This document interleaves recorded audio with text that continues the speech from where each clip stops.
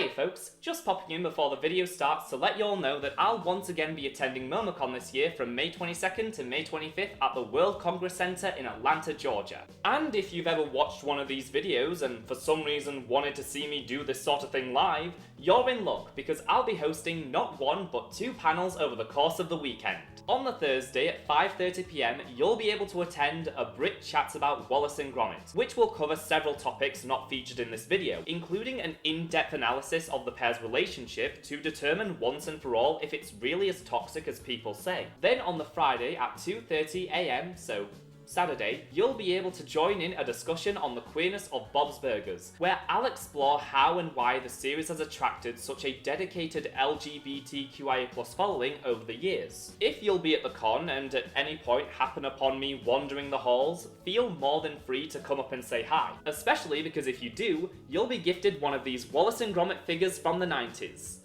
While supplies last. Hope to see some of y'all there and enjoy the video.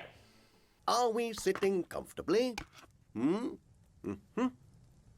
pop culture landscape in the UK in relation to the rest of the world is strange. So many iconic characters that for one reason or another never really made it past our shores, and any attempt to make them more universal typically backfires as companies will transform it into something barely recognisable out of fear of alienating more general audiences. So you get American remakes of English sitcoms or a West End production being reworked for a Broadway transfer. But in the history of British entertainment, one piece of iconography stands out for breaking through those international barriers. A pair of plasticine puppets that refuse to compromise their authenticity and became all the more beloved across the world for it.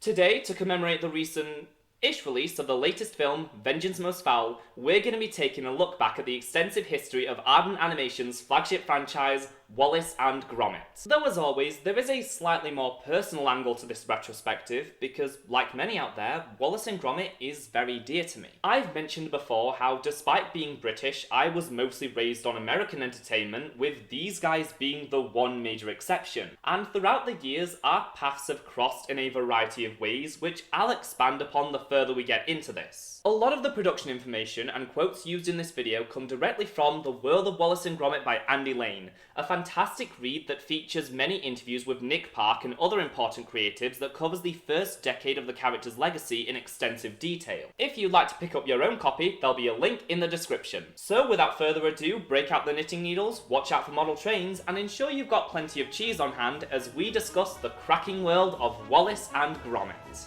Job well done, lad.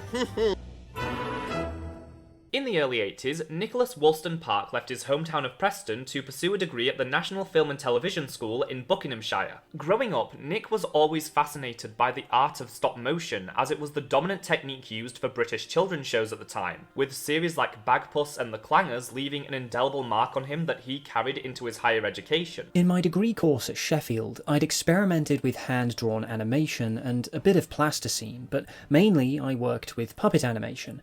But then when I went to film school, I didn't know what technique to use. I was interested in children's book illustration. I'd been writing a couple of little stories that weren't really going anywhere, and they had a couple of characters, just sketches really.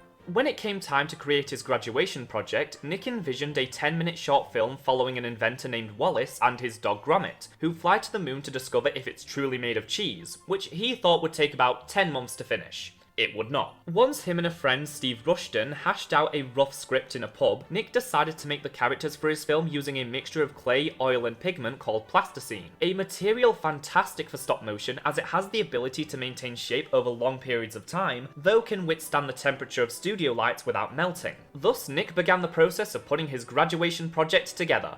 though it soon became clear he may have bitten off a little more than he could chew, as his script was 20 pages long with a sentence on page 3 simply saying, "There now follows a sequence where Wallace builds a rocket." It was just a paragraph. I started on that paragraph, and a year and a half later I actually finished the sequence. It was around this time a chance meeting would take place with Peter Lord and David Sproxton, co-founders of a small Bristol animation studio named Aardman, who had recently had their first big stroke of success with their creation Morph, who I describe as sort of the British equivalent of Gumby, down to him appearing as a reoccurring bit on another show before being spun off into his own series. The duo hosted a talk at Nick's school after he sent them a request, during which he was able to show them some of the work he was doing on his film. He was doing the cellar set, the construction of the rocket sequence. He hadn't actually shot much more than that.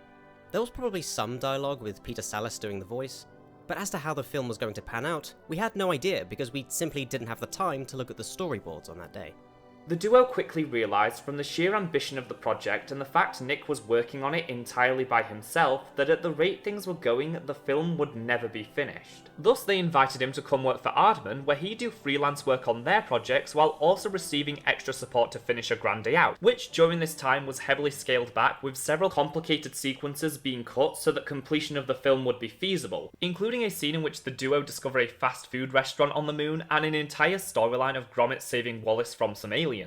When picturing his characters, Nick imagined Wallace would be voiced by successful Yorkshire actor Peter Sallis, known primarily for his role in the monumentally successful sitcom The Last of the Summer Wine, a series set in my home county. With nothing to lose, Nick reached out to Sallis, who, to his shock, agreed to record the dialogue for Wallace in exchange for £50, which he most likely forgot about soon after because the film was still nowhere near close to finished. At the time when I did it, I didn't think this is going to make cinema history.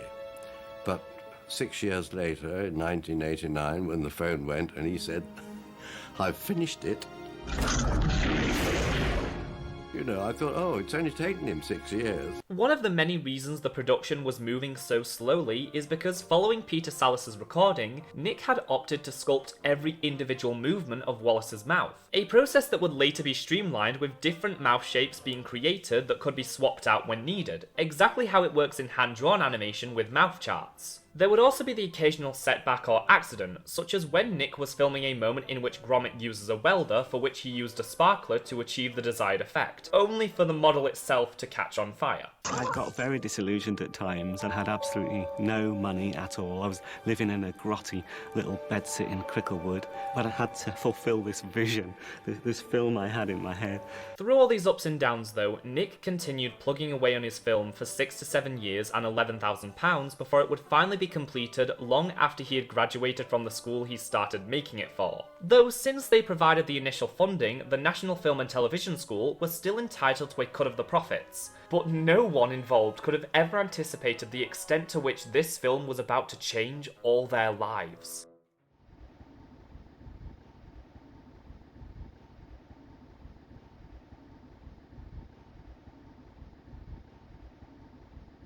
I am standing just outside the University of Central Lancashire, situated in Preston, the birthplace of Nick Park, that also happens to be where I've lived for the past 5 years. Now, Nick Park did not study here, I did, but located just behind me is the wing of the university dedicated to him. And yes, it did take me an awfully long time after moving here to connect the dots and figure out that's why the villain in A Close Shave is called Preston. However, the Wallace and Gromit stories themselves don't take place in Preston. The fictional address of 62 West Wallaby Way Street is located about 20 miles south of here in the town of Wigan, so it looks like we're going on an adventure, or as some would say, a grand day out?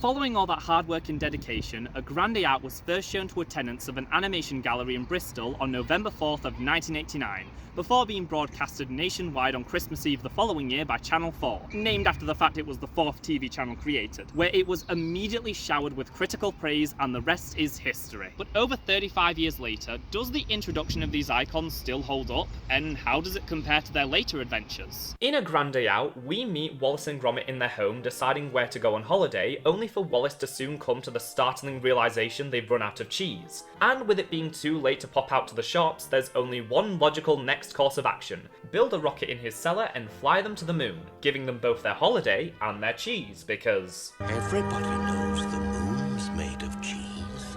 However, once they arrive, they soon catch the ire of a coin-operated gas cocker who seems to be in charge of protecting the moon. They never really quite explain it. It can be rather easy to look at a Grande Au and compare it to everything that would come after, which only further highlights the crudeness of its visuals and simplicity of its story. I'll fully admit, growing up, I rarely wanted to watch this one, simply because it does lack the more layered storytelling and suspense the franchise is now known for. Though as I got older, I grew to appreciate how charming and shockingly profound it is. The whole thing is littered with all these incredible artistic choices, like how the interior of the rocket Wallace builds is wallpapered and furnished like their living room, connecting back to the feeling of domesticity the film starts from. A detail inspired by a memory from Nick's childhood when his dad bought an old caravan and renovated it to look like a living room for the family to take holidays in. In fact, Wallace as a whole was loosely inspired by Nick's father, who shared a similar affinity for tinkering away with various projects. Over the course of the film, you do see the dynamic of the pair start to take shape. The sheer contradiction of Wallace as this brilliant inventor who lacks any hint of self-awareness, often landing himself in trouble due to his compulsion to overcomplicate the most simplistic tasks, all while his loyal yet apprehensive dog is the only one to take notice of the danger around them. Originally, Gromit was supposed to speak, with Nick Park wanting to cast Peter Hawkins in the role, with very early designs more closely resembling Muttley or Rhubarb than our beloved Gromit. When we did one of the first shots, when he was under a door, with Wallace sawing through the door, and that's when I discovered his eyebrows, and I discovered that he could say just as much by doing very little. And that choice led to a heavier emphasis on the physical comedy as opposed to sharp dialogue, with the rocket building montage in particular being the film's crowning moment. There are so many memorable moments of expertly timed gags and moments that showcase the charm and personality of these characters even in this more rough state. And that reveal of the completed rocket with the slow pan up then the cut to a high angle showcasing how this monstrosity towers over the pair, while the music changes from this wacky romp to this slow, ominous sense of foreboding. It's such a cinematic moment that demonstrates Nick Park's power as a storyteller to make you feel such a wide range of emotions in quick succession. That slower pace gives the story a more immersive feel, finding the mundanity even in the outlandish situation that makes everything feel real. The first thing Wallace and Gromit do upon landing on the moon is sit down for a nice picnic, treating this as an afternoon at the local park despite the unsettling vast emptiness that surrounds them. A juxtaposition between their simple joys against the cold nothingness of space, which further endears audiences to the pair. However, despite the duo receiving top billing and being very memorable, they are not what makes a Grande Out special, because the heart of the film is the story of the gas cocker. We are never told where it came from or exactly what its purpose is, though its directive seems to be to preserve the moon's surface, hence why it goes after Wallace. Yet upon discovering the holiday brochures, the mechanical marvel becomes enraptured by the idea of skiing and will stop at nothing to achieve this, though it's unable to communicate this to the pair who attempt to flee, causing it to chase them down and climb inside the rocket, only to get blasted out when it takes off, being left with nothing but some metal scraps it tried to cling to. While initially dejected, it soon realizes the pieces would make for some suitable makeshift skis, and as the man and his dog fly off, the last we see of the gas cocker is it gliding along the craters, getting a moment to live their dream, even though we as the audience know it's only a matter of time before the meter runs out, leaving it still and lifeless once more. But in this moment, it gets to lead a happy and fulfilling life beyond its programming. Wallace and Gromit may have left it behind, but this element is why A Grande Out has stood the test of time and is still worth watching all these years later. And the reason it remains so powerful is because the gas cocker is Nick Park. He had the ambition of making this piece of art despite the odds and time itself being stacked against him, yet with the help of others, mainly David Sproxton and Peter Lord, who gave him the tools and funding to see it through, he accomplished something that seemed impossible. Though unlike our coin-operated friend here, Nick's dream itself was far from over. When A Grand Day Out was released, it was unlike anything the British public had ever seen before. For decades, the medium of stop motion had been dominated by children's shows, but thanks to the intelligent humour, sharp wit, poignant story, and visual gags, it really connected with audiences, granting the art form a legitimacy it had never received before. And the 6 years of passionate hard work were recognised when A Grand Day Out was nominated for the Best Animated Short Film at the 1991 Academy Awards, though it would ultimately lose to Nick Park's other creative endeavour, Creature Comforts, marking a rare moment in awards history in which a director ended up losing to himself. Despite Wallace and Gromit not winning the Oscar, it was clear Nick's graduation project had gone further than anyone would have possibly thought, catapulting him into stardom alongside his creations as the world waited to see just what they would do next.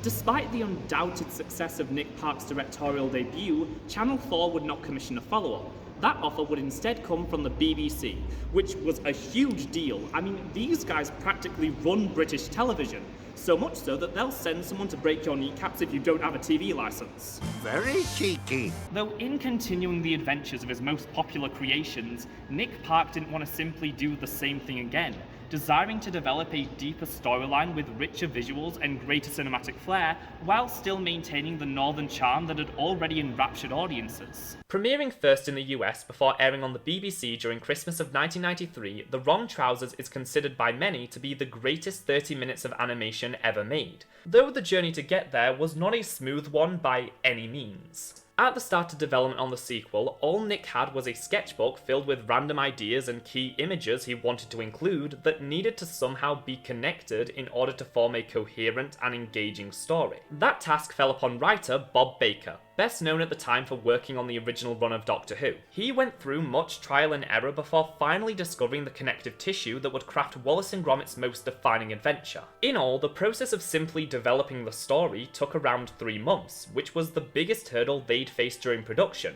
mainly taking so long because following his initial success, Nick Park was in high demand and often severely busy.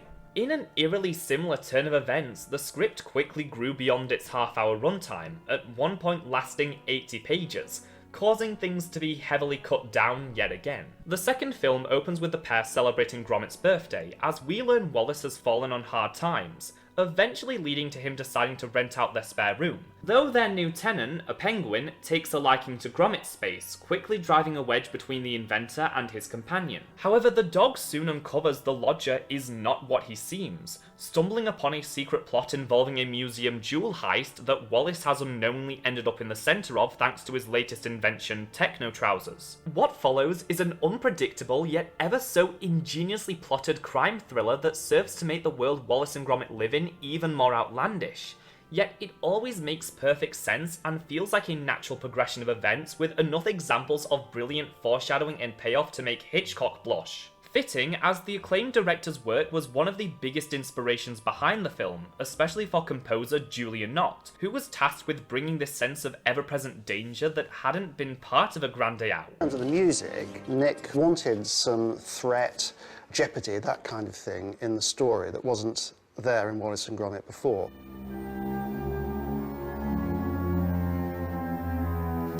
Wallace was asleep and was upside down, hanging in the museum. Nick wanted that sense of threat to come out, so we used the sort of Bernard Herrmann chord, you know, the...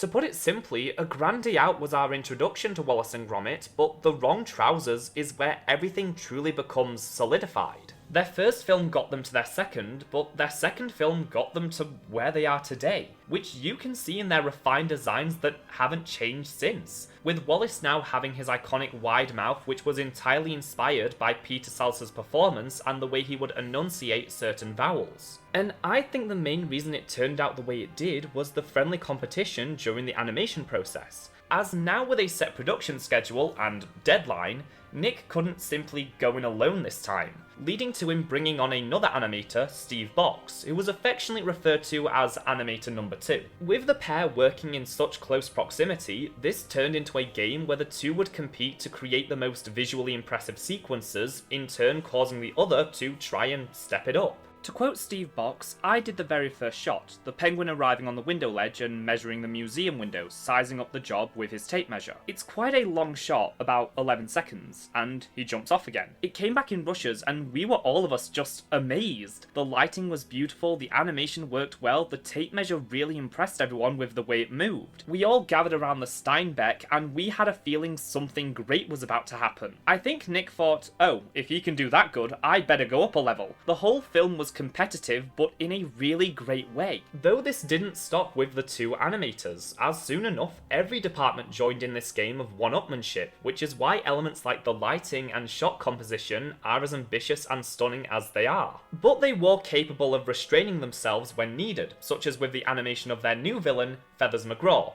Initially, work was done to make him move more authentically as a penguin, but it soon became clear that the less he did, the more menacing he came across. Feathers is considered one of the all-time great villains of cinema because of the psychological horror aspect of being unable to tell what he's thinking, placing him in stark contrast with the very expressive Wallace and Gromit. The moment that always sticks with me is when Gromit is spying on him from the cardboard box and Feathers starts approaching him before casually walking away. You have no idea what happened and whether or not Feathers knew it was Gromit. It's a piece of clay slowly walking towards another piece of clay, but the camera angles and lack of any sound besides the penguin's footsteps and Gromit's blinking make for one of the most threatening on-screen moments you'll ever witness. To quote David Sproxton, I mean, there's this bit of plasticine marching about with two black pins for eyes, and it's the devil incarnate. It's that element that makes him the perfect antagonistic force for the duo to go up against because he threatens to uproot their domestic respectability, while also drawing attention to issues within their relationship,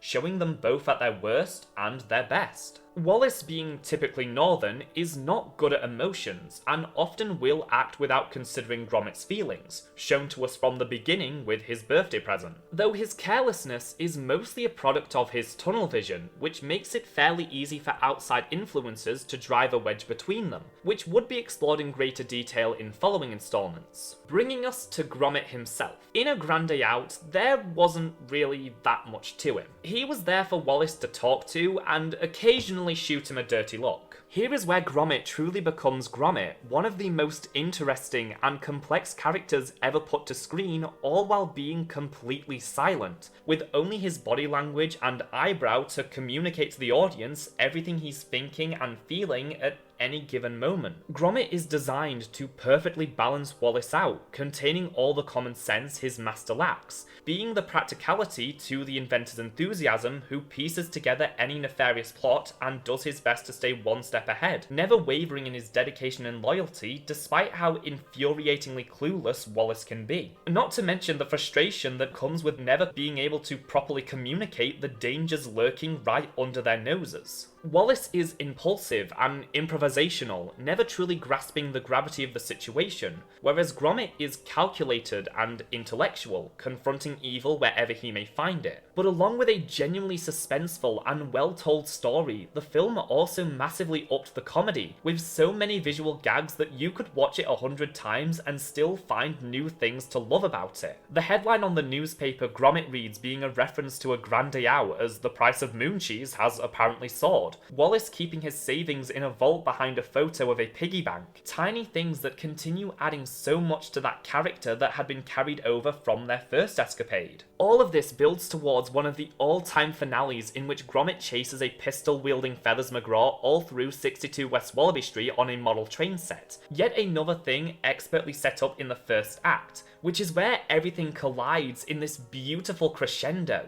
Because on its own, a fight on a model train set in a Lancashire living room is not the most exhilarating thing in the world, but when you see the way it has been shot courtesy of the film's cinematographers Dave Alex Riddett and Tristan Oliver, cover, along with the heart-pounding music by Julian Knott and how the whole thing just gets progressively more intense, it really is a masterpiece of a sequence that has never quite been matched, perfectly balancing the humour and danger of the situation. Though despite the expectations and prestige they were dealing with this time, the production didn't lose its grassroots foundation. I'm absolutely convinced that the feeling of the shoot gets into the fabric of the film. We shot The Wrong Trousers in this old studio with a wooden floor where we had to be careful where we stepped because the floorboards were loose and it would move the camera. It had a very homely, quiet feel to it. There was only Nick and me animating most of the time, so when I watched the film, it really brings back memories of shooting, even though that was tiring. It had the same feel as the film does.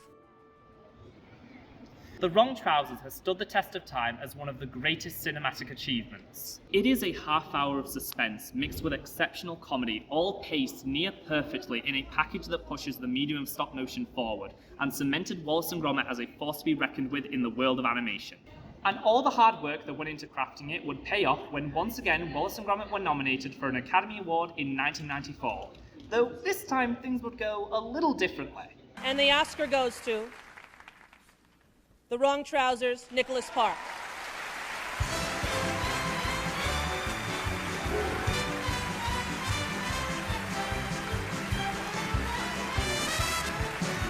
Even all these years later, the reverence people hold for this film has not waned in the slightest, which was best represented in 2021 when Nick Park returned to his hometown to unveil this statue celebrating the film. An event I was unaware of because I was away visiting family at the time and didn't learn about until after the fact, which I am still kicking myself for. But with The Wrong Trousers taking the gold and completely eclipsing the already monumental success of A Grande Out, it was clear another installment would not be far behind.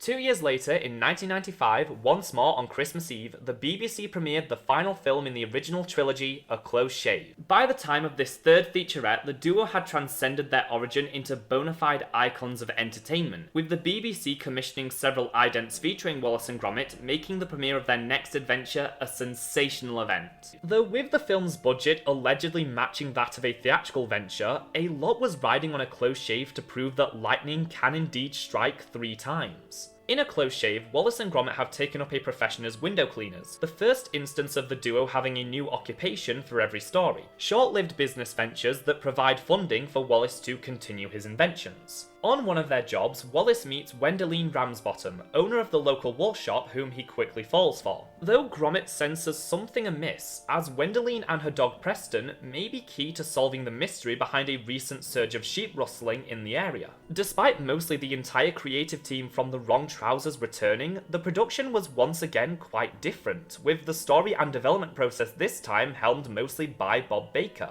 as Nick was struggling to make room in his schedule to be as involved. It was this ironic twist of fate where the more successful Wallace and Gromit became, the less Nick Park had time to work on them. A Close Shave would be the last time he would primarily animate for any project, instead residing to become the full-time director, only able to make tweaks and animate short moments. The main thing Bob Baker wanted to do was tell a story somehow involving sheep, inspired by this photo seen in the duo's living room, while also expanding on the relationship between Wallace and Gromit, which he saw as the reason for their success, because it's their bond that grounds the chaos which surrounds them. When discussing how he approaches writing a Wallace and Gromit story, Bob Baker later said, "It's easy to misunderstand the appeal of Wallace and Gromit. Superficially, it's all about a man who makes silly inventions and a dog who gets caught testing them, isn't it? Actually, no. It's really about how the relationship between the man and his dog keeps getting stretched to a breaking point but never quite snaps." This aspect was already greatly expanded on in The Wrong Trousers, but Bob Baker wanted to take it even further, making the choice to scale back the story in favour of a more grounded and emotional affair,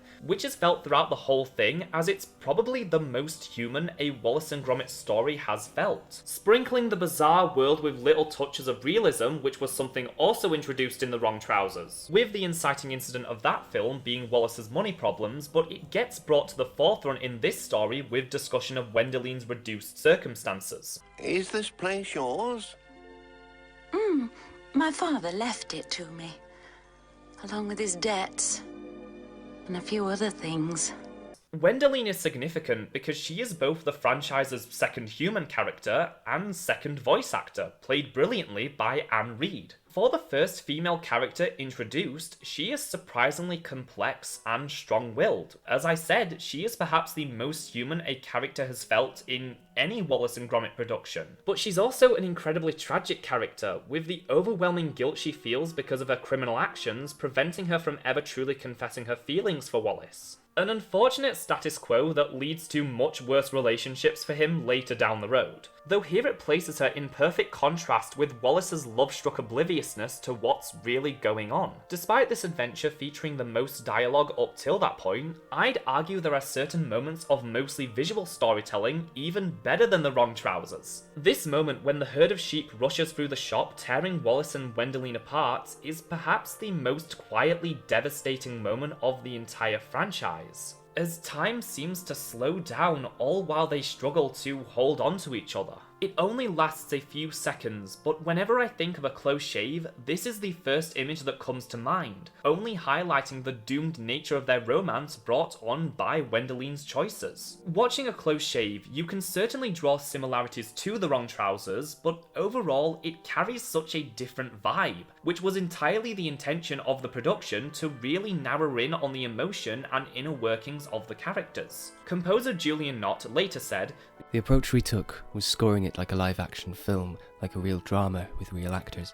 That's why there isn't music all the way through. It's a fairly adult approach." From all this talk about emotional complexity and human depth, it makes it sound like this film is more of a downer, foregoing the creativity and fun of its predecessors, which couldn't be further from the truth, as they still find plenty of room for creative action set pieces, the highlight being the gorgeous scene of Gromit flying his plane over the fields. And there's still many moments of humour, mostly given to the film's breakout star, Shaun, a sheep who escapes from the rustlers and ends up being taken in by Wallace despite Gromit's reluctance. A character so popular, a decade later he would receive his own spin-off TV series, which too would blossom into a franchise all its own, effectively disconnecting him from the main Wallace and Gromit series for a time. They knew nothing would be able to top the wrong trousers, so rather than attempting, they decided to take it in a different direction that still felt true to Wallace and Gromit. The only aspect of it that falls flat for me is the villain, but again, after they already perfected it on their first try with Feathers McGraw, nothing was going to compare. Preston serves his function in the narrative, and the final twist, which was properly foreshadowed early on, is an effective one, with the Terminator homage because this franchise proudly wears its influences on its sleeve, with the last film using Wallace's inventions to pay respects to the 1923 comedy The Gift by Snub Pollard.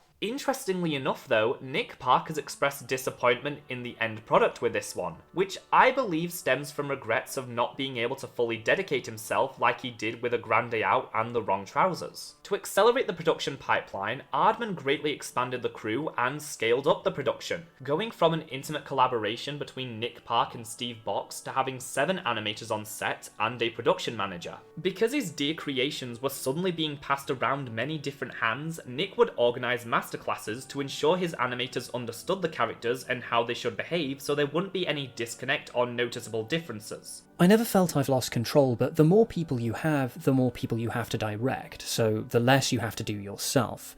I felt not out of control, but less hands-on. I'm used to directing now, and I like making big films, but there's a certain sacrifice you have to make. A lot of the time on set is spent asking somebody to do something exactly as you want it. Even with Nick's distance and belief it didn't quite match his standard, the audience and critical reception remained the stark opposite, winning Aardman yet another Oscar as Wallace and Gromit had reached the height of their popularity.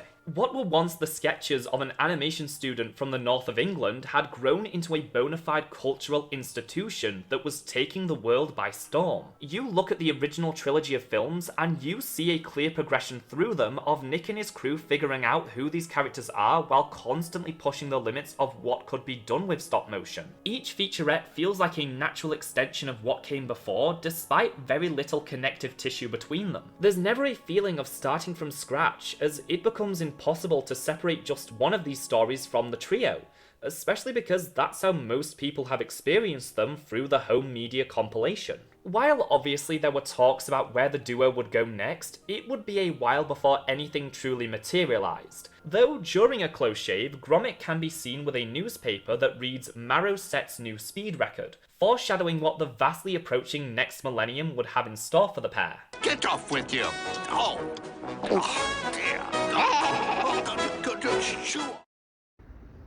At the very beginning of this whole thing, I waxed poetically about how Wallace and Gromit became some of the few British characters to transcend cultural barriers, becoming beloved across the globe without having to compromise their identity. And now, to emphasise the long gap between a close shave and the next major project, I want to talk about how that happened, because Wallace and Gromit's international success can, for the most part, be credited to the work of one man. Publicist Arthur Sheriff joined Aardman in the 90s to help lead the Oscar campaign for Creature Comforts and A Grand Day Out, which we all know how that went. Thus he decided to stick around, and it was specifically his involvement and understanding of marketing that allowed the claymation duo to reach international markets. This multi-year mission started at home, with Arthur realising he can get Wallace and Gromit in newspapers constantly by supplying them with exclusive photos, something that was easy to do because of the nature of stop motion, where they just had to take photos of whatever was being worked on.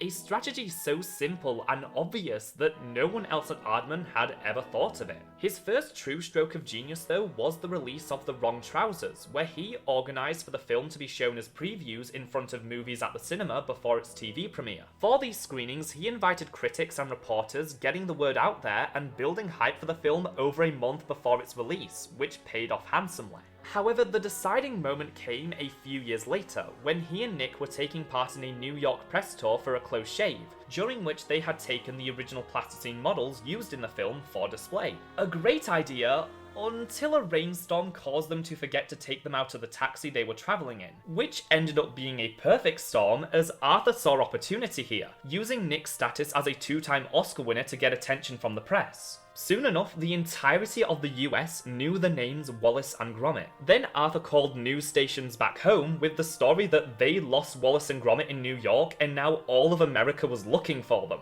Thankfully, it happened to be a slow news day in the UK, so the media ran with the story. In a moment that seemed like a disaster where they had lost the equivalent of at least £10,000, Arthur took advantage of the situation and finally cracked the media, giving Wallace and Gromit the global notoriety they'd been striving for, with the story quickly spreading and also dominating the news cycle in both India and China.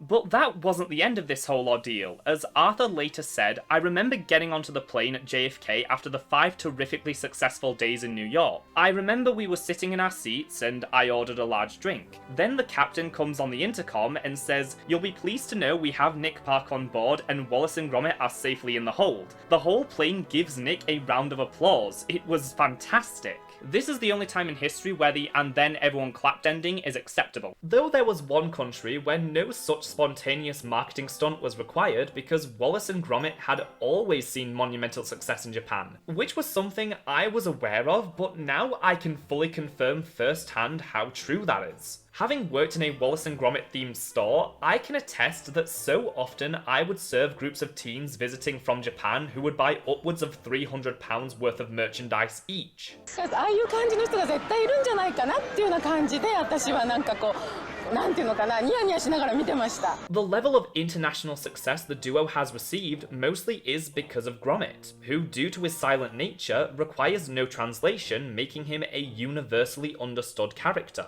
Yet despite this surprising yet undoubted popularity, Aardman hadn't really done much with that information at the time. In the late 90s, they would host a general Aardman exhibition in Japan that included Wallace and Gromit, only to be shocked when they would have around 40,000 in attendance every week, to a point where they later brought it back with a much heavier emphasis on Wallace, which they then toured the entire country with. Back home in the UK though, the floodgates had officially opened in terms of marketing as Wallace and Gromit branded items became inescapable. The most iconic of which were hands down 2 sets of figures by the company Vivid based on The Wrong Trousers and A Close Shave, which were repackaged and resold every which way imaginable. They even released a handful of playsets, one of which I was lucky to find a good price for with most of the figures. Only one that I'm missing is the Techno Trousers. Other iconic bits of merchandise released in these early years are the various electronics by the Wesco company, these cursed plushes, and the line of display ornaments from Coalport.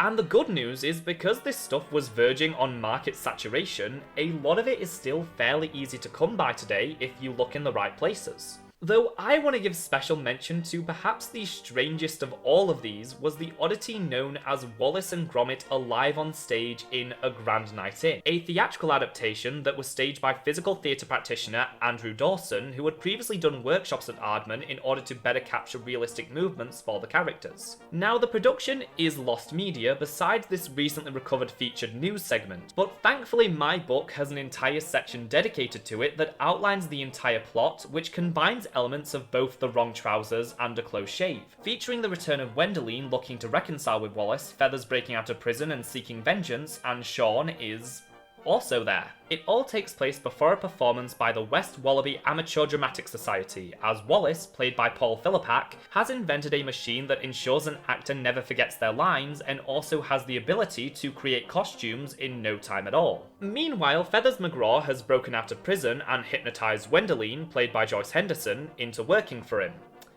Sure, why not? I can't really review the writing because, well, I haven't seen the show, though it was scripted by Bob Baker, who was brought in to fix it up and make it feel more like Wallace and Gromit after some supposedly nightmarish early drafts. If I have one issue from just the synopsis and details of the production, it would be how Gromit, played by Russ Edwards, hardly factors that much into the story despite how he is supposed to be the character with the most agency, until he randomly saves the day out of nowhere in the end. Truth be told, I would be morbidly curious to see what this show was like. Heck, I'd want to be in it. I don't know if the licensing rights are available, but we can work out the kinks later. Surprisingly, I have made it this far in the video barely mentioning one of Wallace's most defining characteristics, his unadulterated obsession with cheese, and one of his favourites that he brings up often is Wensleydale. A name Nick Park picked simply because it would be fun to animate, having no idea the real Wensleydale company was amid serious financial difficulties due to dropping sales. But following this iconic moment from the end of A Close Shave... Oh, won't you come in? We were just about to have some cheese. Oh no, not cheese. Sorry, it brings me out in a rash. Can't stand the stuff. Not even Wensleydale? They experienced a massive surge in sales that saved the company from declaring bankruptcy, which they credit Wallace and Gromit for, leading to a partnership between Aardman and Wensleydale that continues to this day. From a Yorkshire creamery to New York City to Japan, Wallace and Gromit's rise to fame had now gone global. We did it! Ha ha!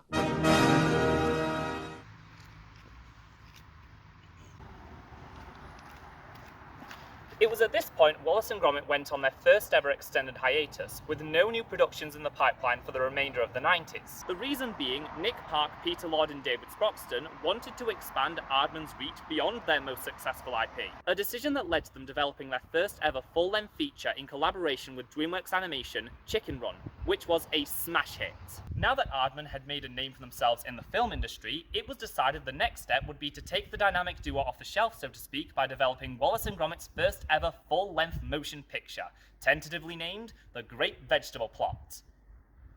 Yeah, that title might need some work. By the time the film would be finished and ready for release, it would have been a full decade since the premiere of A Close Shave, with little animated content in between. So to reintroduce the characters back into the cultural zeitgeist, several shorts were made to premiere online and then subsequently air on the BBC under the name Cracking Contraptions, giving us small windows into the pair's lives when they're not facing off against unspeakable evil. The reason these shorts came into being was actually because of Japan, who requested something new as they believed if they didn't receive more Wallace and Gromit content soon, it would dry up. Which was not a good thing to learn, as the movie was still a long ways away from its premiere. Though ever the opportunist, Nick saw these shorts as essentially a training ground for potential animators for The Great Vegetable Plot, which for such a full-scale production would require more hands on deck than ever before. The issue was that because of how protective Nick was of them, only a handful of people at Aardman had ever worked with the duo, so these shorts were seen as a low-stakes way to give them hands-on experience and train them up for the movie. Though Nick couldn't help but but get involved of course, overseeing production and ensuring it all felt right for his characters, with Steve Box also helping in that department. On top of that, these shorts also provided the creative team an opportunity to flex their muscles, experimenting with the design and visual language to explore ways they'd be able to continue upping the production value of the film, including shooting in a 16:9 aspect ratio for the first time. Because there's only 10 of these, and I don't really have any groundbreaking observations to make on the series as a whole,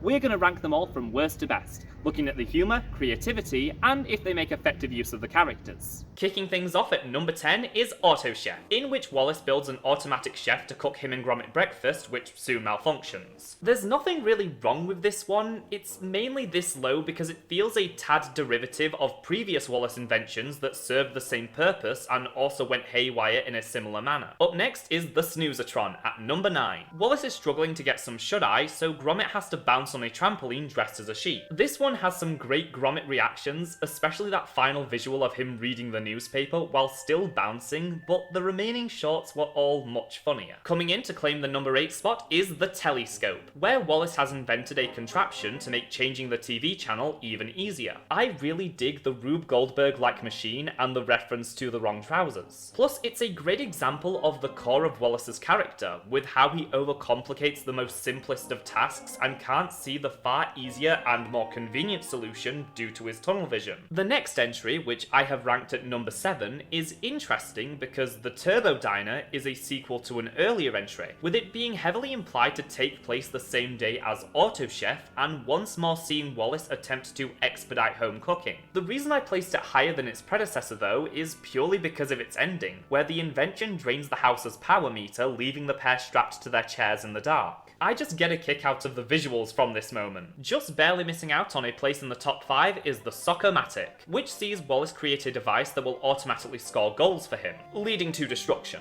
One thing that immediately sticks out is that this short reuses the music from the rocket building montage in A Grand Day Out. It's also the first episode on this list that doesn't take place entirely in the house, making for a nice change of scenery. It's perhaps my favourite ending of any of these, as I love the slow reveal and the implication that Gromit had planned for this exact scenario. I've given the number 5 spot to A Christmas Card-O-Matic, in which Wallace attempts to print some holiday greeting cards to mixed results. This one isn't really all that exciting, but I mainly placed it this high because of the cozy winter vibes, since Wallace and Gromit have always been heavily linked with the festive season. Makes me wonder why they've never attempted to do a full Christmas special for the characters. You'd never get a scene like that, not in a month of Sundays.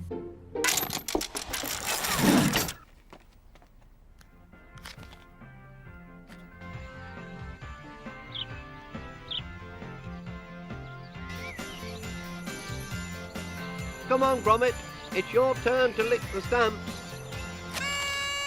And this is also why I've chosen the Snowmanatron to take up the mantle of number 4, which has the same gorgeous aesthetic, though now with it mainly taking place outside, we get to appreciate how beautiful and lifelike the snow looks. Gromit enters a snowman building contest, but has to try to protect his creation from Wallace's attempt. My reason for placing it over A Christmas Card-O-Matic though, is because it's nice seeing Gromit have the chance to come out on top for once. Taking home the bronze is the 525 Crackervac, in which Gromit must stand off with Wallace's home-built vacuum cleaner before it cleans the duo out of house and home, in a send-up to spaghetti westerns. You really feel the ambition growing as these go along, once more experimenting with the lighting and camera work to find ways to modernize the duo without diluting their timeless charm. It also once again nails the ending. Climbing its way up to number 2 is the Bullyproof Vest, where Gromit masquerades as a home intruder so Wallace can test his new security measures. Like with the previous short, you're seeing a lot more creativity in the visuals, as this is the first time I feel they took full advantage of the fact they were now in widescreen. I adore the more creepy visuals in the first half of this one, perfectly capturing the horror atmosphere with the blue lighting and flashes from the outside, and I have to point out this dolly zoom effect. You can sense a heavier emphasis on being more cinematic, which is good because remember, a core reason these shorts were made was to prepare the crew for Wallace and Gromit's first full-length movie.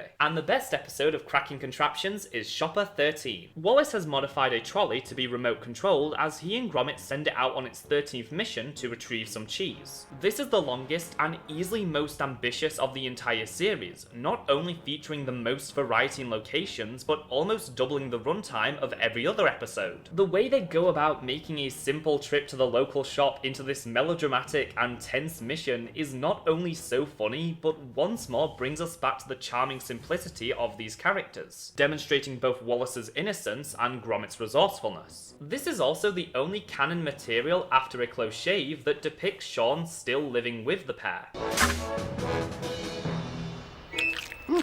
Oi, get off my cheese! Gromit! Gromit!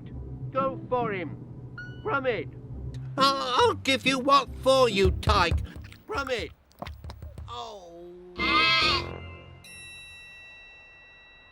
While Aardman were branching out into other forms of media and merchandising their star characters more than ever before, they were still cautious about protecting the integrity of their flagship franchise. As you can imagine, plenty of brands sent in proposals in the hopes of being able to use Wallace and Gromit to promote their products, all of which were declined because Aardman feared allowing the characters to be used in this manner would harm their longevity. Though with, again, no new Wallace and Gromit content for close to 7 years, Aardman began accepting select business proposals both locally and internationally to help with funding, while also generating new material that kept the characters in the public eye. The first ads starring the two were a few TV spots for the company Gilco advertising their punching pudding, where Sean does whatever he has to do so he can steal the treat for himself before the pair has a chance to enjoy it. A series of Japanese commercials featuring British characters to advertise a type of dessert that originates from Spain and France. Told you Wallace and Gromit were global. They also did an ad for the insurance company Sumitomo. Though following the release of Cracking Contraptions, Aardman decided to create advertising deals with companies closer to home, including the car manufacturer Renault and Jacob's Crackers. What was interesting about these though was all these advertisements were essentially bonus episodes of Cracking Contraptions, utilising the same basic setup of a Wallace invention malfunctioning, though only now with more product placement, which has pretty much been the formula they've used for advertisements ever since. It was around here that Wallace and Gromit broke into yet another form of entertainment, one that was merely in its infancy when A Grand Day Out released, but now, over 14 years later, the timing and technology finally seemed right for Wallace and Gromit's first foray into the world of home console video games. Which means I should probably get inside.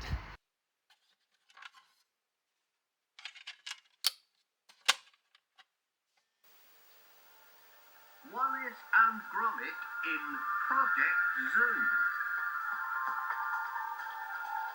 Released in October 2003 for the PlayStation 2, GameCube, Original Xbox, and Windows PC, Wallace and Gromit in Project Zoo is a 3D collectathon puzzle platformer developed by the studio Frontier Developments. The story takes place sometime after the events of The Wrong Trousers, marking the first, but certainly not the last time, a piece of Wallace and Gromit media acted as a follow-up to their most defining adventure. As such, it sees the return of that dastardly penguin Feathers McGraw, who has now taken over the zoo by capturing all the baby animals, thus forcing their parents to work for him. This includes Archie, a polar bear Wallace and Gromit have been sponsoring. Now it's up to Gromit to complete all the missions, save the animals, figure out what Feathers is up to, and foil his plans. As you can imagine, due to the size of their popularity, this wasn't the first time an attempt was made to bring Wallace and Gromit into the digital realm, with ideas floating around since the 90s, though these were rejected due to the hesitance of having the iconic plasticine characters animated with CG, especially considering technical limitations back then meant replicating the iconic look to the extent Nick and Aardman wanted wasn't feasible. But jumping ahead to the next console generation, suddenly it seemed much more doable,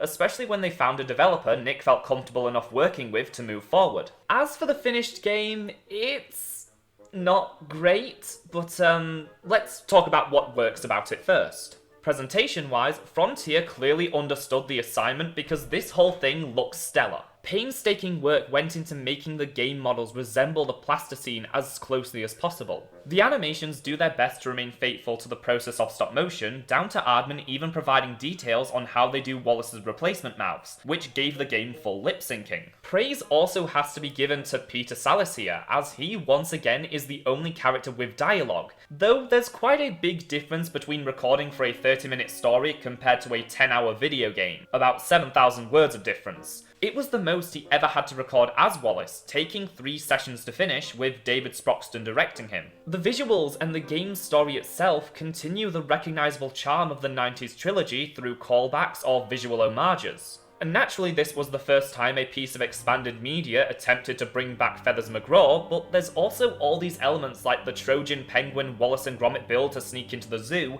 having an interior styled after their living room, just like the rocket from A Grand Day Out. The music is also quite fun. Nothing worth listening to outside of the game, but there's some pleasant, atmospheric tracks that add to the whole vibe, especially with the nice variety in environments. Structure-wise, I think it was a neat idea to make the game feel like a real adventure. There's no hub world or level select, it's all very linear, where once you finish one level, you'll be shown a cutscene that tells you how the characters get to the next area. That's everything I liked about Project Zoo. Because while it absolutely nails the Wallace and Gromit aspect, which is what is most important in the context of this video, it kind of falls apart as a video game. It might be an issue with the disc itself, or maybe the other versions on consoles are better, but let's get my 2 main issues out of the way. This is a platformer where your main playable character can barely even jump. You can run to the very end of a platform and jump off at the last possible moment, and it's still a coin toss whether or not Gromit will be able to grab onto the next ledge. In general, Gromit just doesn't feel great to control here, which is worsened by the issues with the camera. In most 3D platformers, even in this era, the camera is positioned at a slightly higher angle than the player, giving a much better depth of field that allows you to more accurately make jumps. In Project Zoo, the camera is always directly behind you, meaning you have no frame of reference as to how far you are away from the edges of platforms or even just how long they are. Both these elements kind of ruined the game for me, and I was so hopeful going in.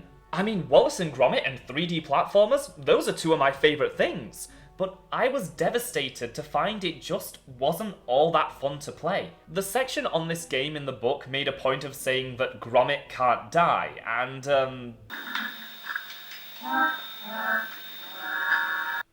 are you sure about that?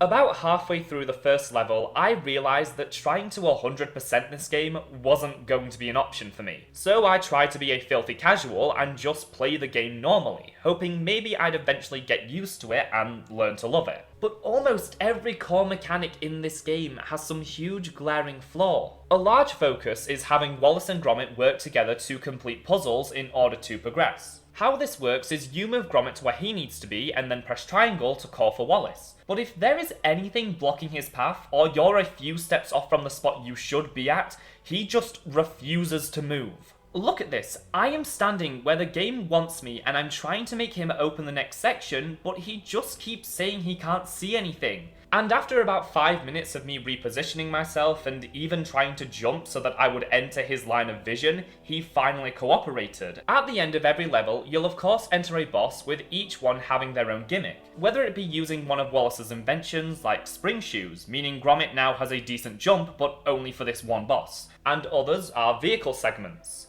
I've heard a lot of people complain about this helicopter level, but honestly, I kind of enjoyed this a lot more than the main stages, mainly because the enemies make a funny noise when you hit them. Your main collectibles are tools, which you need to find 10 of in each level to progress, as Wallace needs them to repair and invent certain things, while your optional collectible for 100% are these tokens. There are 30 hidden in each level, which you'll find through exploration or beating some hidden bonus levels, which are platforming challenges over bottomless pits, so after level 1 I just started avoiding these entirely. Every time you collect a certain amount of tokens, you'll unlock a new extra, whether it's clips from The Wrong Trousers, the Snoozertron episode of Cracking Contraptions, or interviews with Nick Park and the game's developers. Though I think my copy of the game is busted.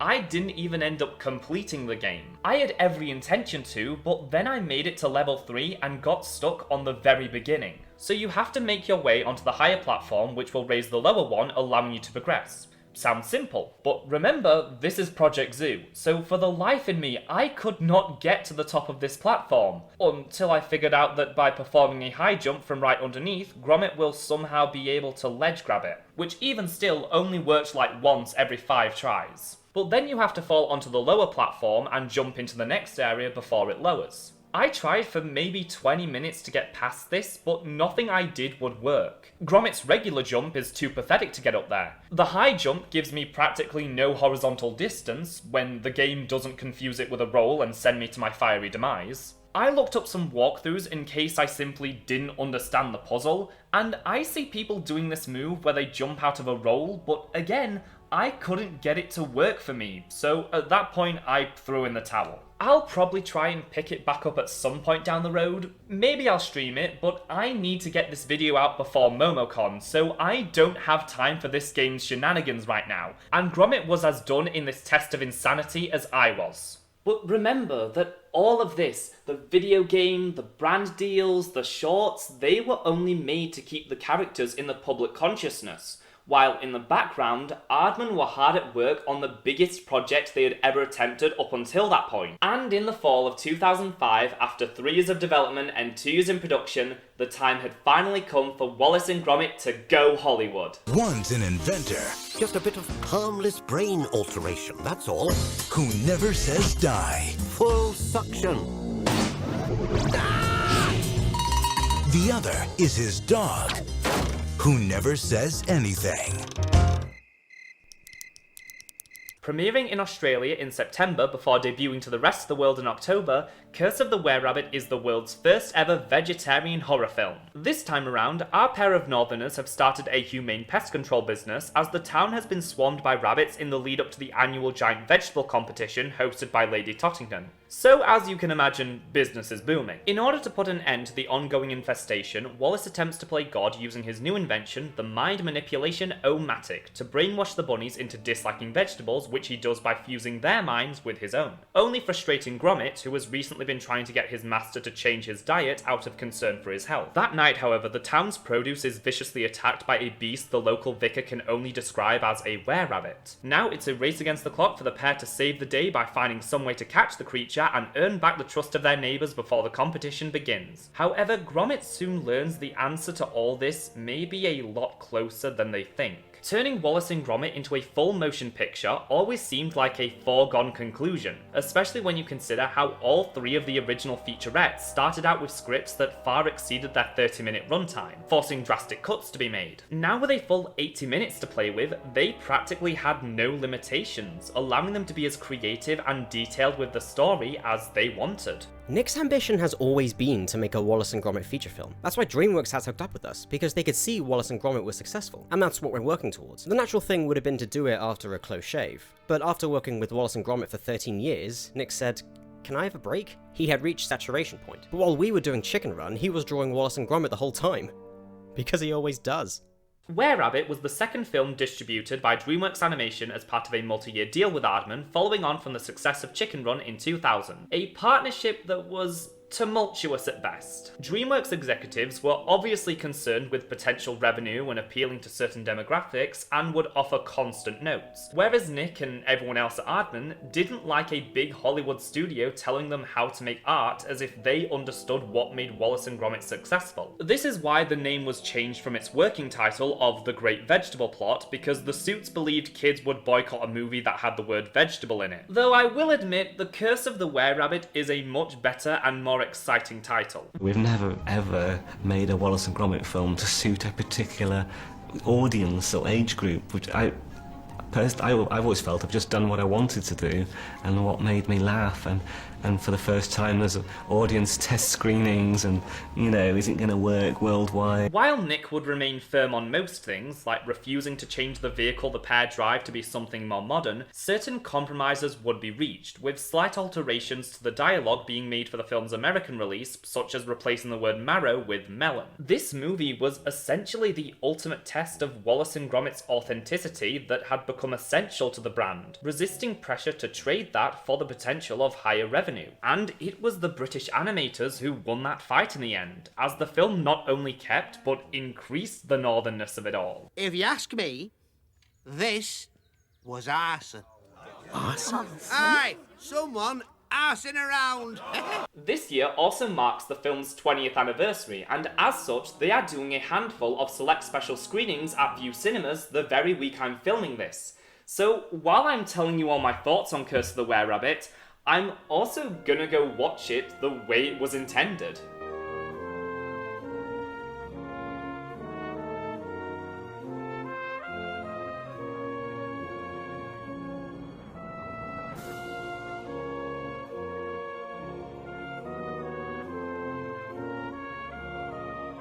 When discussing Curse of the Were-Rabbit, I feel the best place to start would be the biggest way it differs from everything that came before, besides the increased runtime. We have gone from a close shaves record of 2 speaking characters to a few dozen, further fleshing out the world our pair inhabit by introducing us to several of the village's eclectic residents, each one masterfully brought to life by a famous British actor or comedian. Liz Smith as the small but violent senior Mrs. Mulch, Peter Kay as the easily agitated PC Macintosh, Nicholas Smith as the melodramatic, slightly unnerving Reverend Clement Hedges, and a slew of others. Attention was put into making a variety of new types of characters instead of simply everyone being some variation on Wallace, while still feeling like they exist in the same world. But this addition of simply giving Wallace more people to talk to and being able to include scenes involving large crowds does a majority of the heavy lifting in elevating the scope compared to the previous short films, making the world feel more expansive than ever before. Though of the new celebrity all-star inclusions, the 2 given the greatest prominence are Helena Bonham Carter as Lady Campanula Tottington, an aristocratic animal lover and Wallace's new love interest this week, whose family have been the host of the annual town vegetable competition for the past 517 years, and Ralph Fiennes as trophy hunter Victor Quatermain, Lady Tottington's suitor, though he's merely trying to obtain her fortune, and the villain of this motion picture, who upon learning the true identity of the were-rabbit will stop at nothing to slay the beast. The sheer abundance of non-silent characters leads to a greater emphasis on witty dialogue with more clever wordplay than ever before. I want to pay, please. Oh, grand. We take check or cash. It also happens to be one of the horniest animated movies I've ever seen.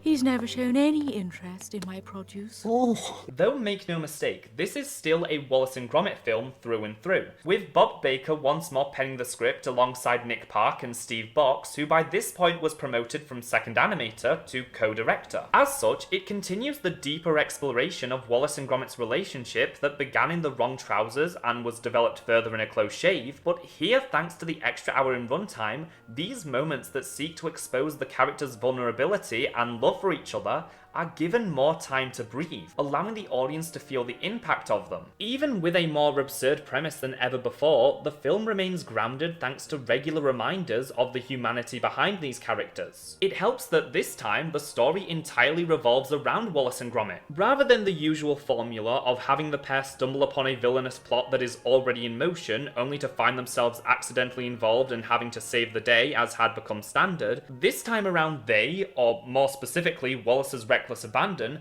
are the catalyst, adding an even greater suspense and mystery. It's inspired by Dr. Jekyll and Mr. Hyde, with the film being an homage to classic Universal monster movies, with it again being heavily marketed as the first vegetarian horror film. And they were not mincing words, because you will be surprised at the lengths they go through to make these images of the various chewed up vegetables as grotesque and disturbing as possible. But that also ties into the film's twisted sense of humour with how the townspeople talk about and treat the vegetables as if they were their own children, pushing them around in strollers and tucking them in at night, which only serves to make the ensuing carnage darkly hilarious. Especially again because of how they frame it all with the seriousness of if the characters were looking at a mutilated corpse. From a technical perspective, they truly upped their game in every department, making this small town story feel larger than life. Before this project, it had been years since I last saw this one, but I was floored by how beautifully this film is shot, with how the camera is an active participant constantly moving to follow the characters and the action through tracking or POV shots. It also extends to the visual gags, which have always been a large part of the franchise's identity, but the sheer amount they were able to stuff in here is staggering, even from the very beginning with the opening credits. And now that they were working in a wider aspect ratio, the team at Aardman took the opportunity to jam-pack each frame with all these intricate details, too many for anyone to catch on a single viewing, especially on a small screen. For instance, seeing this in theatres was the first time I noticed that all of Wallace's books were these cheese-themed puns based on iconic novels. By this point, Wallace and Gromit were known for the leaps and bounds they achieved in the development of stop motion, building Aardman's reputation as a powerhouse studio despite its size. And for this film, they took on their greatest challenge yet: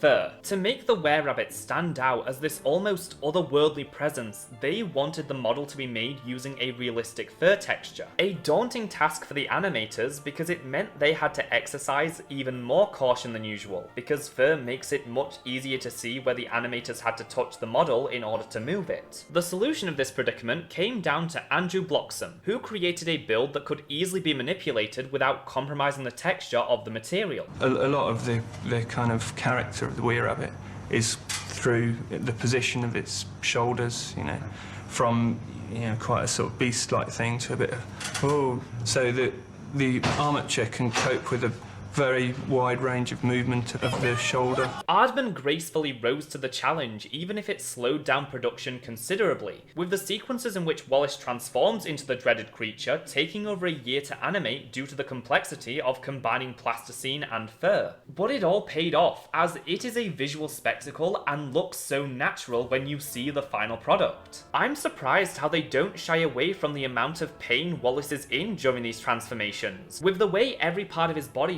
slowly stretches out and tears apart his clothes, leaving him writhing on the floor in agony. Even just looking at the clay though, there is such a huge bump in quality, which is nothing against the original trilogy of short films, but these characters have never felt more alive as they do here, capturing far more subtleties in their performances, with Gromit of course being the most impressive, but none of the heights this film achieved would be nearly as effective were it not for the stupendous musical score, once again composed by Julian Knott, though this time in association with Hans Zimmer. One aspect I love is how it utilizes the piece titled A Grand Day Out, or as it's more commonly known, the Wallace and Gromit music. A composition that is so instantly recognizable and is often the first thing people think of when they hear the names Wallace and Gromit. Despite its status as an earworm though, it was never properly utilized in the original trilogy, besides the opening and closing credits. In Curse of the Were-Rabbit though, the piece finally reaches its full potential, with not turning it into a motif that can be heard across the film during key moments as it comes to represent Wallace and Gromit's relationship as a whole. As such, we are treated to plenty of variations. How about a casual version for any domestic scenes?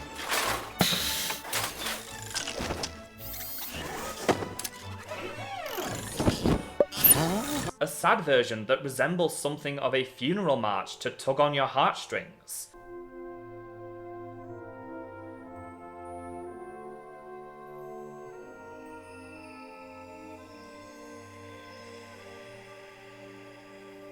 What if we turn the first few notes into this triumphant battle cry by mixing it with the anti-pesto theme?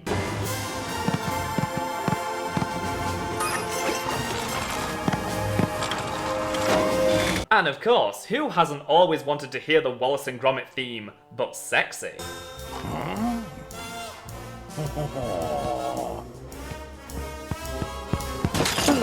It's this tightening up of elements that were already present in previous adventures mixed with the constant experimentation of new ideas that make Curse of the Were-Rabbit not only a top-tier Wallace and Gromit story, but one of the greatest animated films ever made. Each time I revisit this movie, I fall in love with it all over again. The level of detail throughout is stunning, to a point I still don't think anything that followed has been able to quite match it in terms of sheer ambition. Though what should have been a glorious celebration of finally putting their most famous characters in their own Hollywood feature turned into one of Aardman's darkest hours.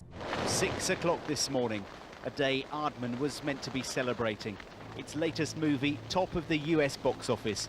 But in Bristol, much of the company's entire archive was going up in flames. The day after the film opened at #1 in the American box office, tragedy struck when a fire broke out at the studio's storage warehouse, where they had kept pretty much everything they'd ever made, most notably sets and models from A Grande Out, The Wrong Trousers, and A Close Shave. Over 30 years of animation history went up in smoke as practically everything in the archive was destroyed, with the only surviving pieces being those that had been lent out to museums or other organisations. Called in at work this morning and they, on the one hand, gave wonderful news about how well the film was done in America over the weekend.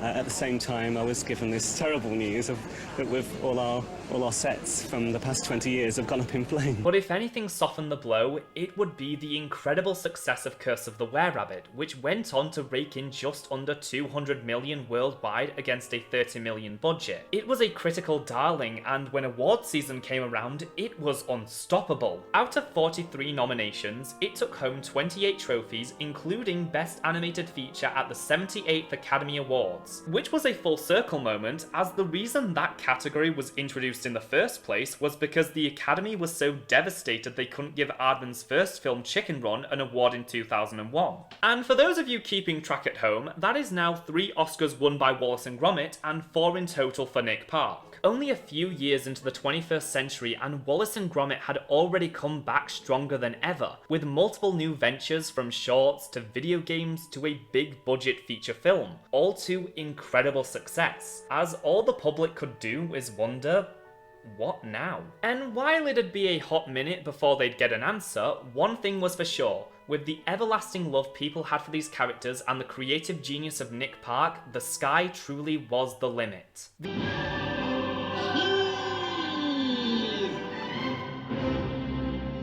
It was clear the decade gap between major releases did little to hamper the foothold Wallace and Gromit had on popular culture, with Curse of the Were-Rabbit proving beyond a shadow of a doubt that even 15 years in, this franchise still had plenty of life left in it. This time around, however, it wouldn't take the team at Aardman very long to get cracking on their next big adventure, which we'll get to in due time. First though, there was yet another art form the duo found great success in that often gets overlooked, so if you'll permit me to make yet another detour, I want to talk a bit about how Wallace and Gromit fared in the landscape of print media. First though, we should get somewhere a bit more quiet.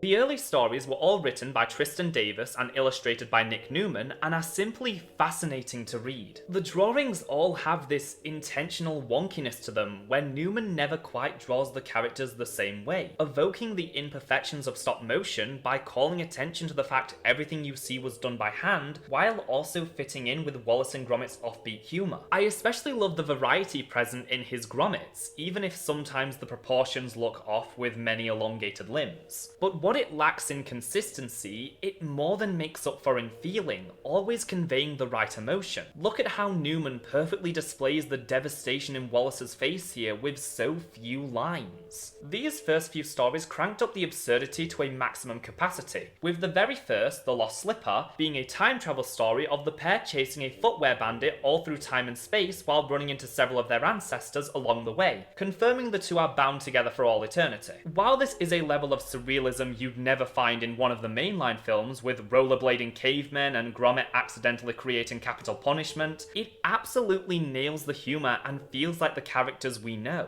Wallace's first thought upon losing his slipper being to build a time machine to travel back to earlier that morning when he last remembered seeing it is such a classic Wallace move. Even though Nick Park for the most part simply gave his blessing and wasn't all too involved, it still feels authentic to his creative voice. Even the the elements of the book that take place outside the stories contain that recognisable charm. The Curse of Ramsbottom is a mystery involving a missing person, so in the character descriptions, the section about the victim has been left blank with no photo, along with an apology for the lack of info because he's missing. They didn't have to do that, but it's such a fun detail that shows how passionate Davies and Newman were when creating these. While I do think the humour for the most part lands with plenty of puns, observational jokes, visual gags and advanced vocabulary, I do feel after a while it becomes a little formulaic. A lot of Wallace's one-liners can be summed up as, "I've heard of blank, but this is ridiculous." One thing all these stories do, even after the Titan reboot, is try to bring a sense of consistency to the world of Wallace and Gromit. Whether it's bringing back Wendelin in a majority of stories, or including references to the original trilogy of short films, like a fun gag where in the background you keep seeing newspaper headlines reporting on Feathers McGraw's multiple escapes from prison only to be caught again soon after, or seeing an empty can of Preston's dog food amongst a pile of litter. There's also a surprisingly high level of continuity, with later stories referencing older ones by bringing back seemingly one-off characters like Wensleydale cheesemaker Bill Cheeseman and his evil twin brother Rhett Lester. However, once Titan took over with the release of Catch of the Day in 2002, with a new, much bigger team,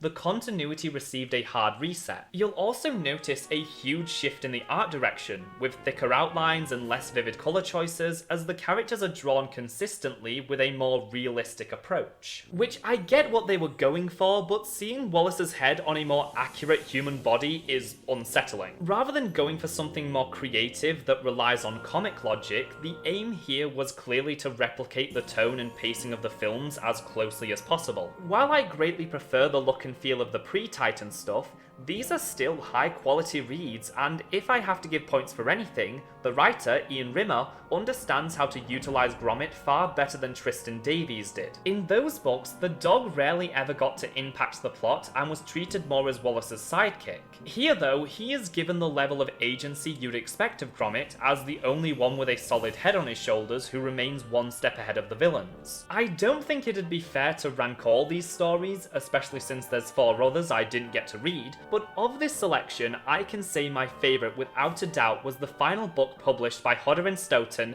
1999's Crackers in Space. One thing I haven't gone into is how pretty much every story goes for a completely different genre, and this was easily their most ambitious, paying homage to the trend of 90s disaster movies, namely Armageddon. It's Gromit's birthday again, and this time Wallace is going all out, only for the large helium balloons to carry his shed off into the stratosphere where his homemade cheese reacts with the atmosphere by turning into a giant comet. Now Wallace and Gromit must assemble a crack squad of specialists and use their rocket from a grand day out to destroy the comet before it crashes into West Wallaby Street. This story shows off these comics at their very best, with charming art direction, an engaging story with some surprising twists, brilliant character interactions, and top-notch humour. Pull over! I'm knitting as fast as I can. All of that, it features plenty of sweet moments of Wallace still trying to give Gromit the best birthday possible in spite of all this. I really cannot recommend this one, and all the graphic novels by Tristan Davies and Nick Newman enough for any Wallace and Gromit fans out there. And what's better, this is one of the stories that received an audiobook with Peter Sallis reprising his role as Wallace. The whole thing takes about 85 minutes to get through, and it is the perfect remedy if you want some more classic Wallace and Gromit material. It's the Milky Way, all right. It's curdling.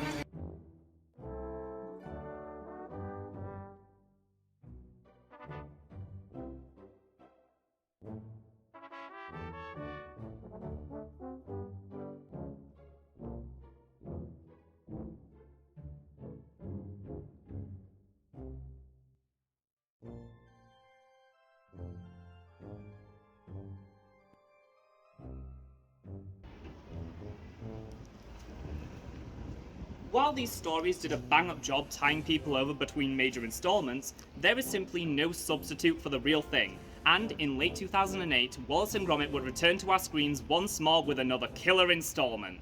Another baker, battered with his own rolling pin. The heat is on. And it's not just the dough that's rising. Don't worry about me, lad. I'm fully in control. Get ready. On my way, Gromit. For action. I've got a bomb in me pants. Romance. and a whole new breed of hero. Because this time... Go for the knockout! For Wallace and Gromit, it's a matter of loaf and death. Premiering in Australia in early December before airing Christmas Day on BBC One to an audience of 14 million, A Matter of Loaf and Death is the fourth and, as of this video, final release to utilise the half-hour format of the original trilogy. This time around, Wallace and Gromit are inbred.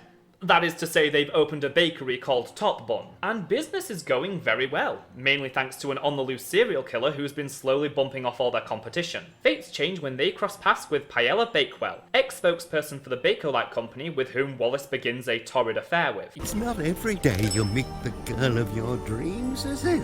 Yeah, Wallace, for you, that only happens every other day. But when Gromit catches whiff of yet another villainous scheme, it's up to him to put the pieces together and unmask the killer before Wallace ends up completing their baker's dozen. After the marathons of production that were Chicken Run and Curse of the Were-Rabbit, Nick Park wanted to take a break from directing feature-length films, especially following Aardman's partnership with DreamWorks collapsing with the release of 2006's Flushed Away. Thus, he decided to return to the medium he knew best: British television. With his creative vision no longer being limited by international studios giving him constant notes and trying to tone down the British sensibilities, Nick set out to make this the darkest and most suspense-filled Wallace and Gromit adventure yet, taking everything he learned in the decade since A Close Shave released to show how much he had improved as a filmmaker in that time. Though returning to the older format they were more accustomed to did not mean the team was resting on their laurels by any means. With this film being the first Aardman project made using new software Stop Motion Pro and attempting to match the standards of visuals and production set by Curse of the Were-Rabbit. 13 sets were built in total for this film, funnily enough a baker's dozen, with scenes being shot simultaneously to ensure each one was given enough time in the oven. And you feel this renewed sense of creative energy from the very start, as we have progressed from vegetable victims to a legitimate murder mystery with the franchise's first ever on-screen death before we even see the title card, making it clear this will be the duo's most perilous and sinister outing yet. I think it's most comparable to A Close Shave, though you'll remember Nick wasn't entirely pleased with how his third featurette turned out. So while certain elements feel borrowed from the 1995 classic, the execution is almost entirely different. Whereas its predecessor was treated more as a realistic drama in its writing and music, here everything is pushed to be as exaggerated and over the top as possible, reveling in the melodrama and mixing in some more farcical elements into the story. Even if sometimes I feel they could have pulled back a little, like with the use of these silly Hanna-Barbera-esque sound effects in some instances, which was a bit of overkill. Though it knows when to take a step back and be serious when it has to. I had completely forgotten how fantastic the scene of Gromit sneaking around Paella's house at night is purely from the sound design alone. The music is this slow, foreboding brass matched with the creaking floorboards as Gromit cautiously sneaks upstairs.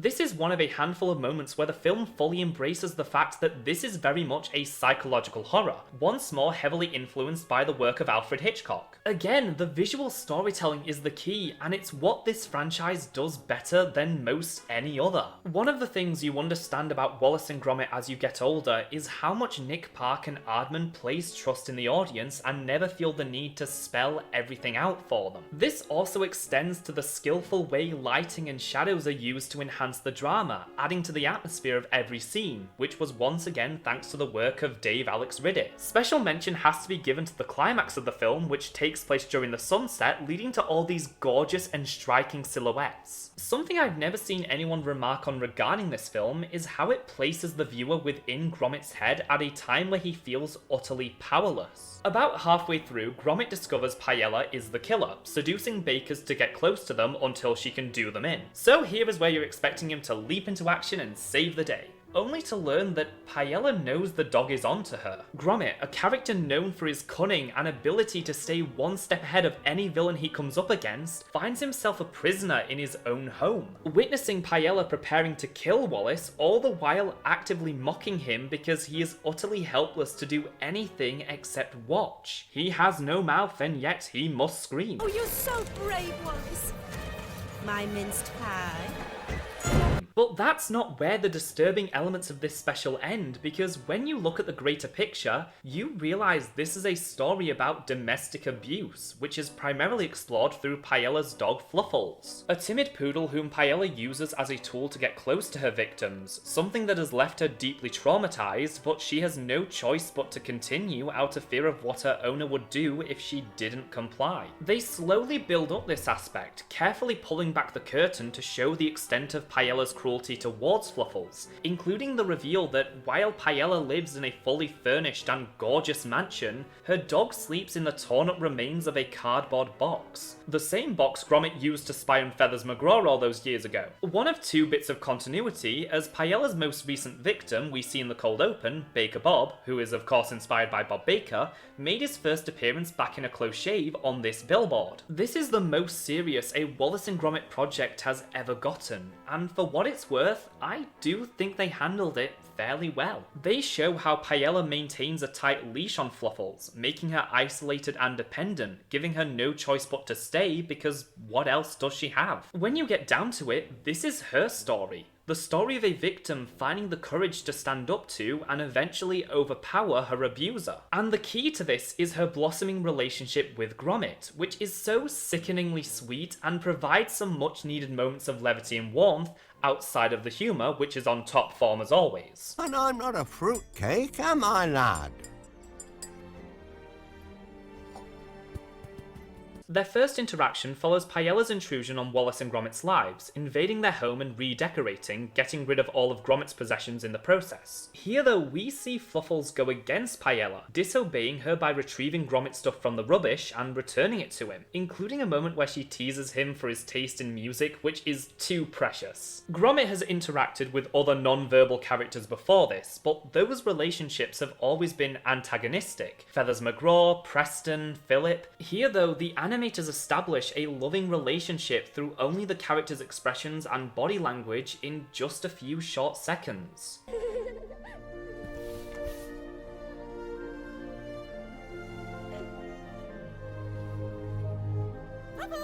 Where are you?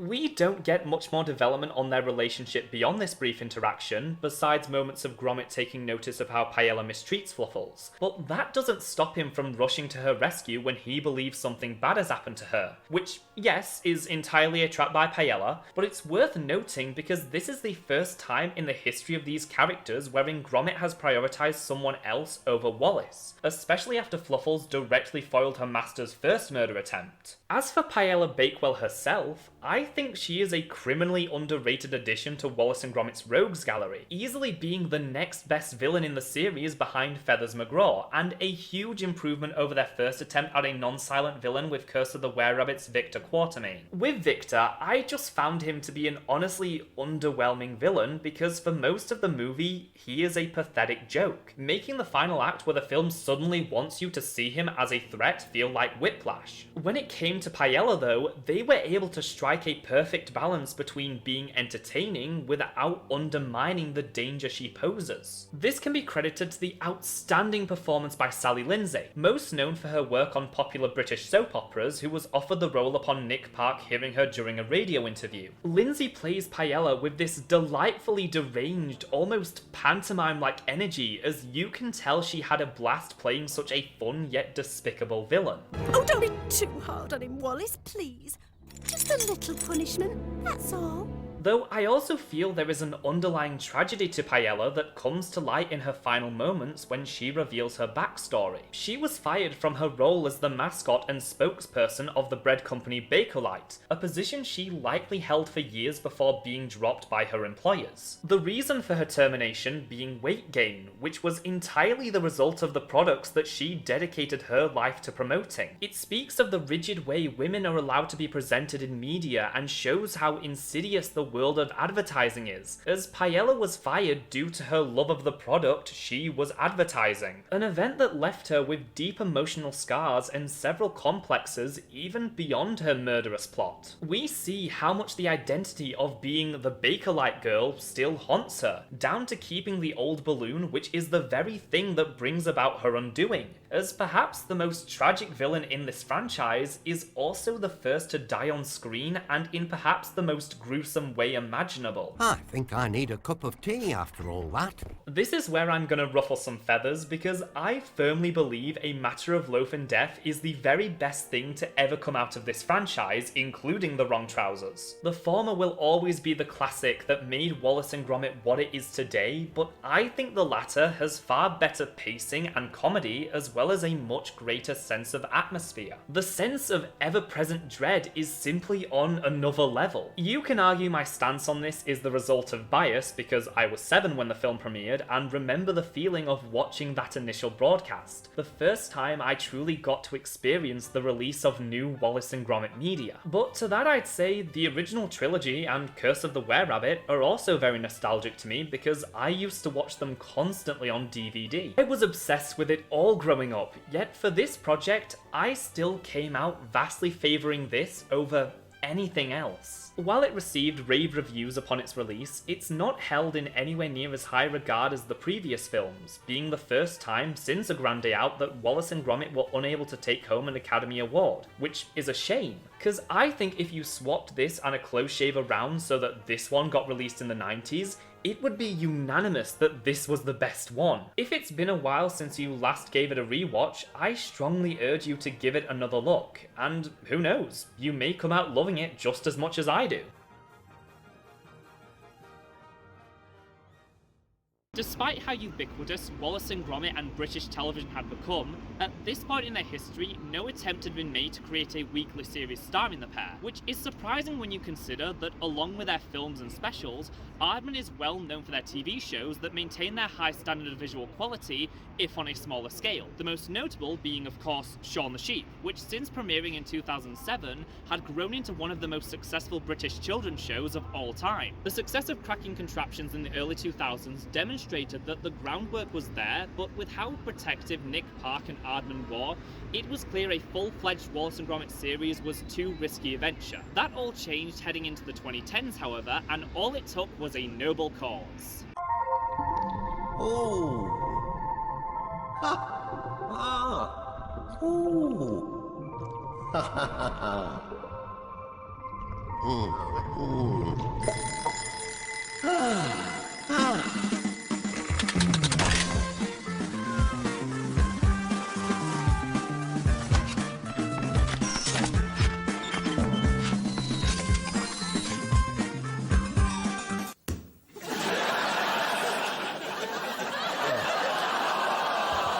Airing from November 3rd to December 8th, 2010, Wallace and Gromit's World of Invention is a 6-episode miniseries hosted by Wallace, while Gromit works behind the scenes trying to keep the production running. The programme's focus is to showcase many different inventions from around the globe that all correlate to the episode's chosen theme, whether it be about flight, home conveniences, transportation, or what have you. While between the live-action segments, Wallace and Gromit follow a related storyline, often dealing with one of Wallace's inventions malfunctioning as per usual. From the outset, it's clear the purpose of this series is to use Wallace and Gromit as a vehicle to help get kids interested in science and engineering, making this an example of educational television! Oh no! This was the continuation of a partnership between Aardman and the Intellectual Property Office, where both organisations would invest in schools and launch an interactive exhibition inspired by Wallace and Gromit to inspire kids with the power of inventing and also teach them how to file a patent just like Wallace. Though that has never stopped his inventions from being stolen before, so... That's my machine! I've got patent pending on that! As for the show itself, most of it is actually in live action, with Wallace and Gromit being used as a framing device while other narrators take on different segments of the programme, those being Ashley Jensen, Jem Stansfield and John Sparks, who do a fine job being engaging and charismatic, but it leads to a noticeable lack of Wallace and Gromit in this Wallace and Gromit TV show, with there only being about 20 minutes of animated content across the total 3-hour runtime, though there was a good reason for that. This was the final time Peter Sallis would voice Wallace beyond a few advertisements, as he retired from acting in 2012 due to ongoing health complications. I really don't want to discredit the work of a great man who voiced this character for 25 years and deeply loved this role, down to telling Nick Park I would rather have had this than a full-time job at the National Theatre. But it's difficult to listen to his performances of these final years and not hear how drastically he had aged. In a matter of Loaf and Death, it still felt like Wallace, just a little raspier. But in World of Invention, his line delivery is much slower, lacking that distinct energy to a point that at times it doesn't even really sound like Wallace anymore. Did you know 70% of accidents happen in the home? So just imagine how dangerous a TV studio could be. But it almost feels wrong for me to criticize this because, again, it was all made for a noble cause. To inspire kids to take an interest by showing all the beautiful things we as humans have the capability to make with our own hands.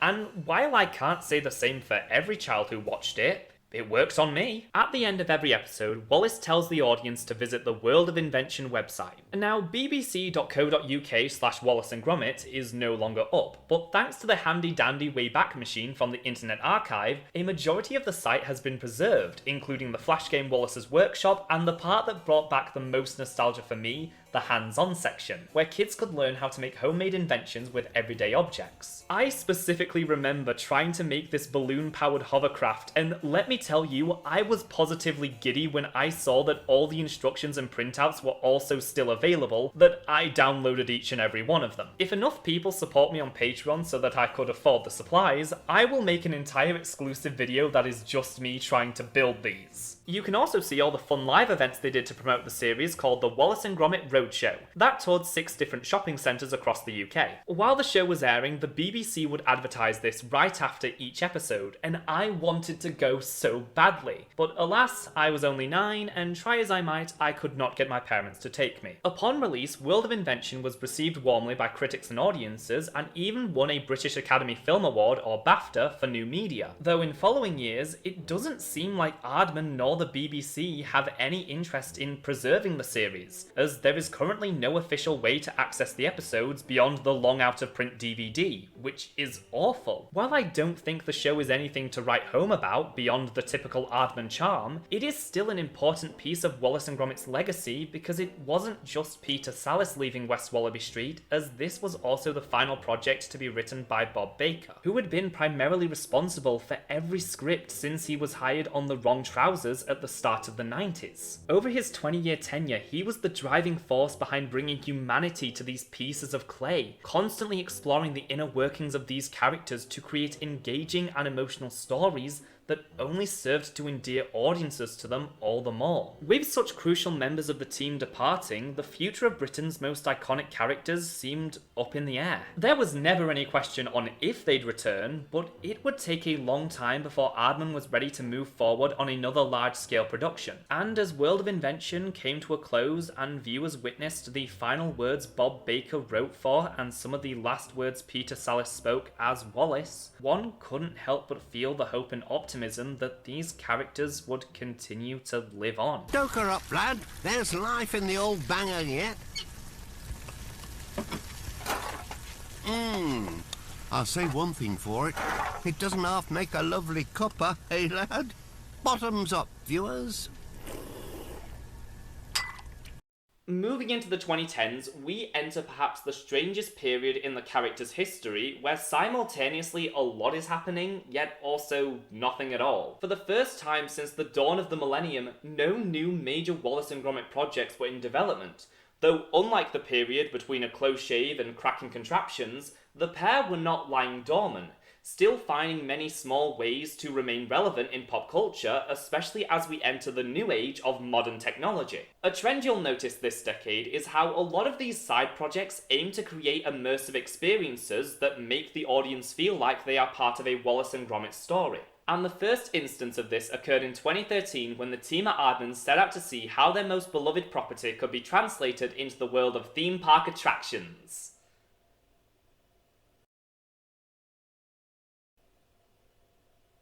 Also, this video has kind of been in production hell, so I originally filmed this segment back in November, so if you're wondering why I suddenly look very different, that's the reason.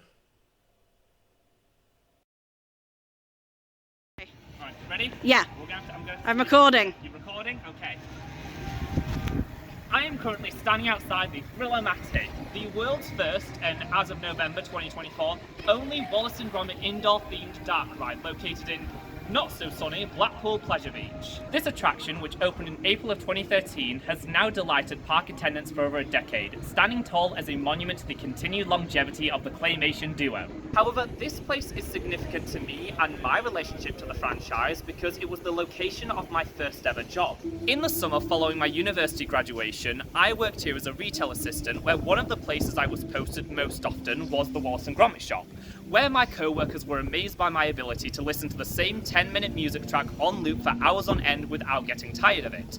Some would call it Stockholm Syndrome, I prefer to call it being autistic. But enough about that, let's head inside.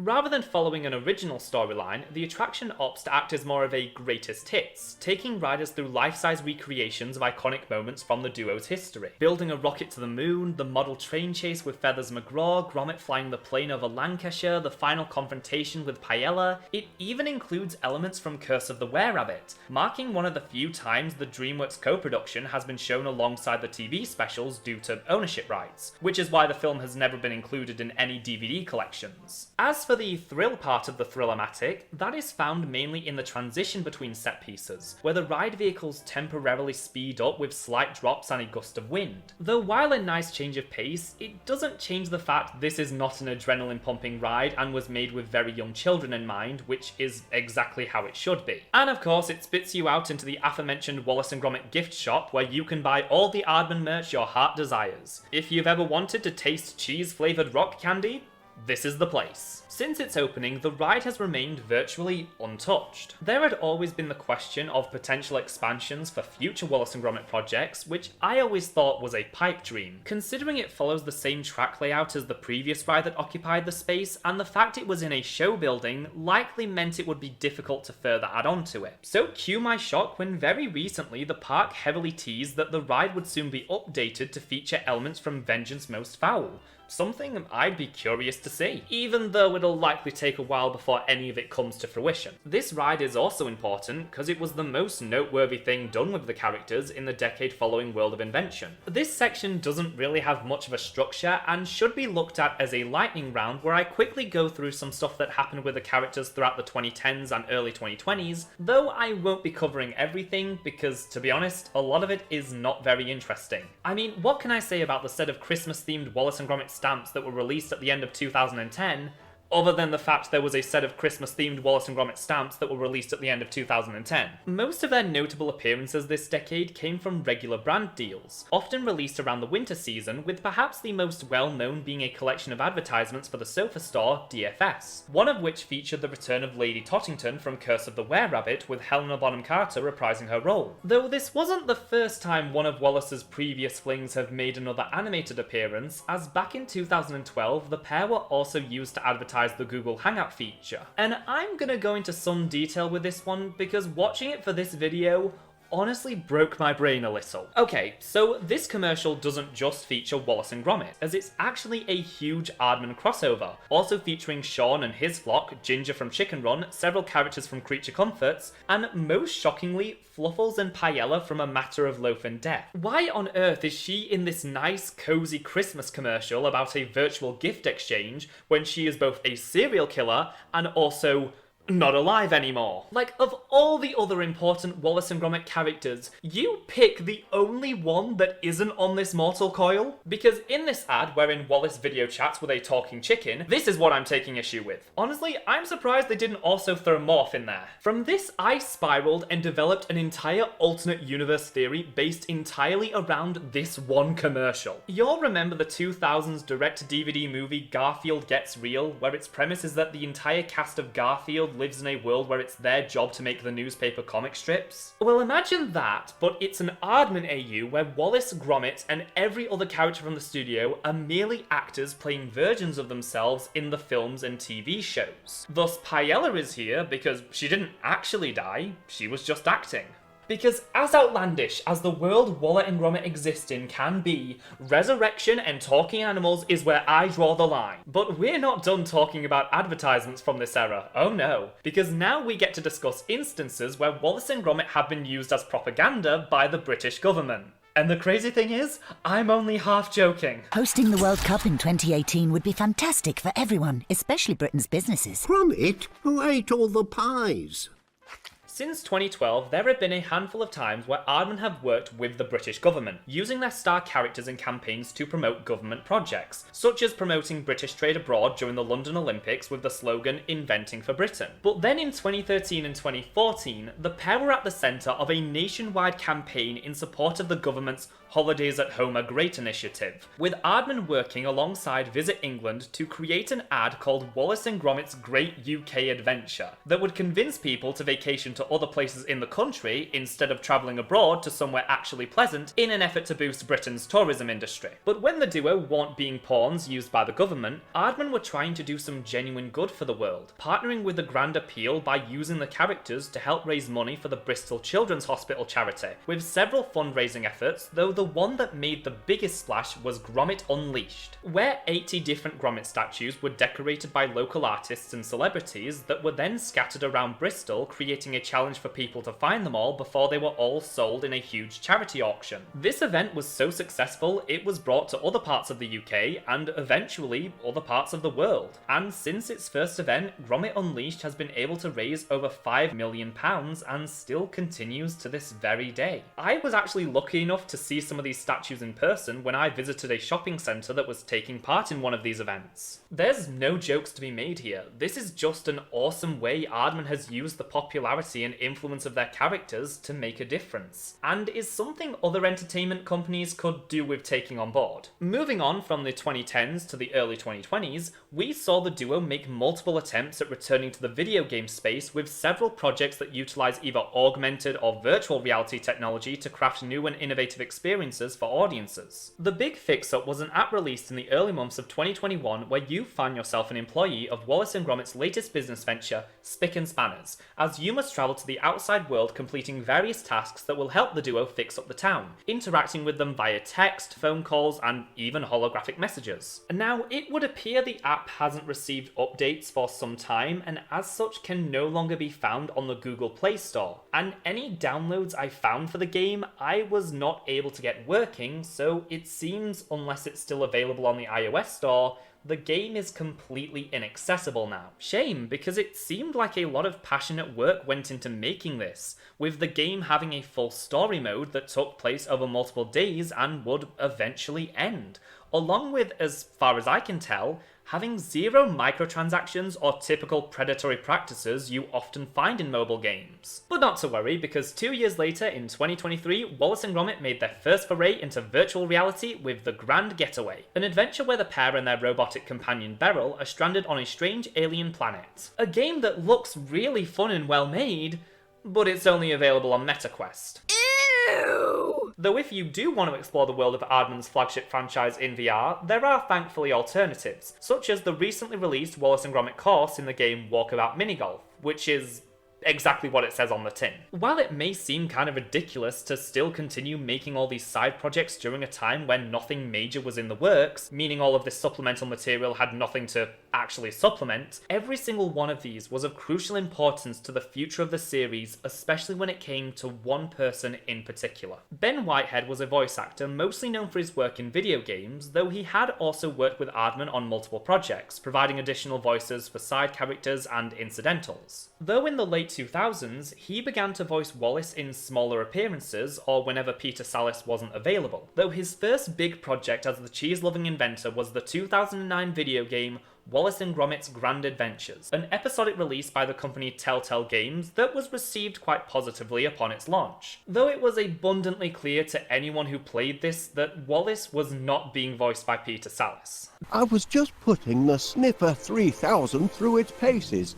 It's still only a prototype, you know? Ben's performance was not bad, but his impression was in a much lower register, which made some of his line delivery feel very one-note, as if he was so focused on maintaining the voice as best he could that sometimes he kind of forgot he was also supposed to be acting. Still, when the decision was made for Peter Sallis to retire, Ben was the person who had the most experience playing the character, so in 2012, he became the new full-time voice of Wallace, with some very big cheeks to fill. And over the next few years, he began working on his impression, ironing out the kinks to get the pitch and inflections as close to Peter Sallis as possible. And as early as 2012, you could already see a marked improvement. Now then, let's get a good spot for the celebrations, eh? It seemed with each new appearance, Ben's performance just got progressively better until it became nearly indistinguishable from Sallis, to a point where many people who were unaware of Peter Sallis' retirement still thought he had continued voicing the character until his passing in 2017.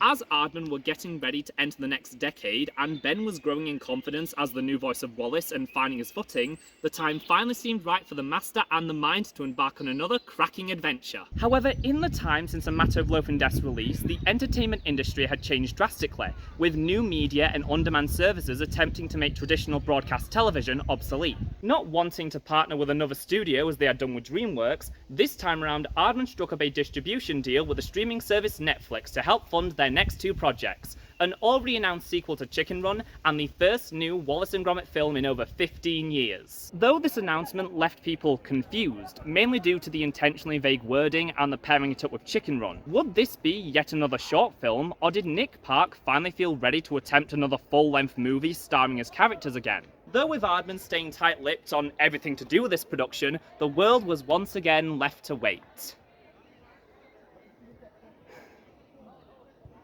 I'm gonna miss this place.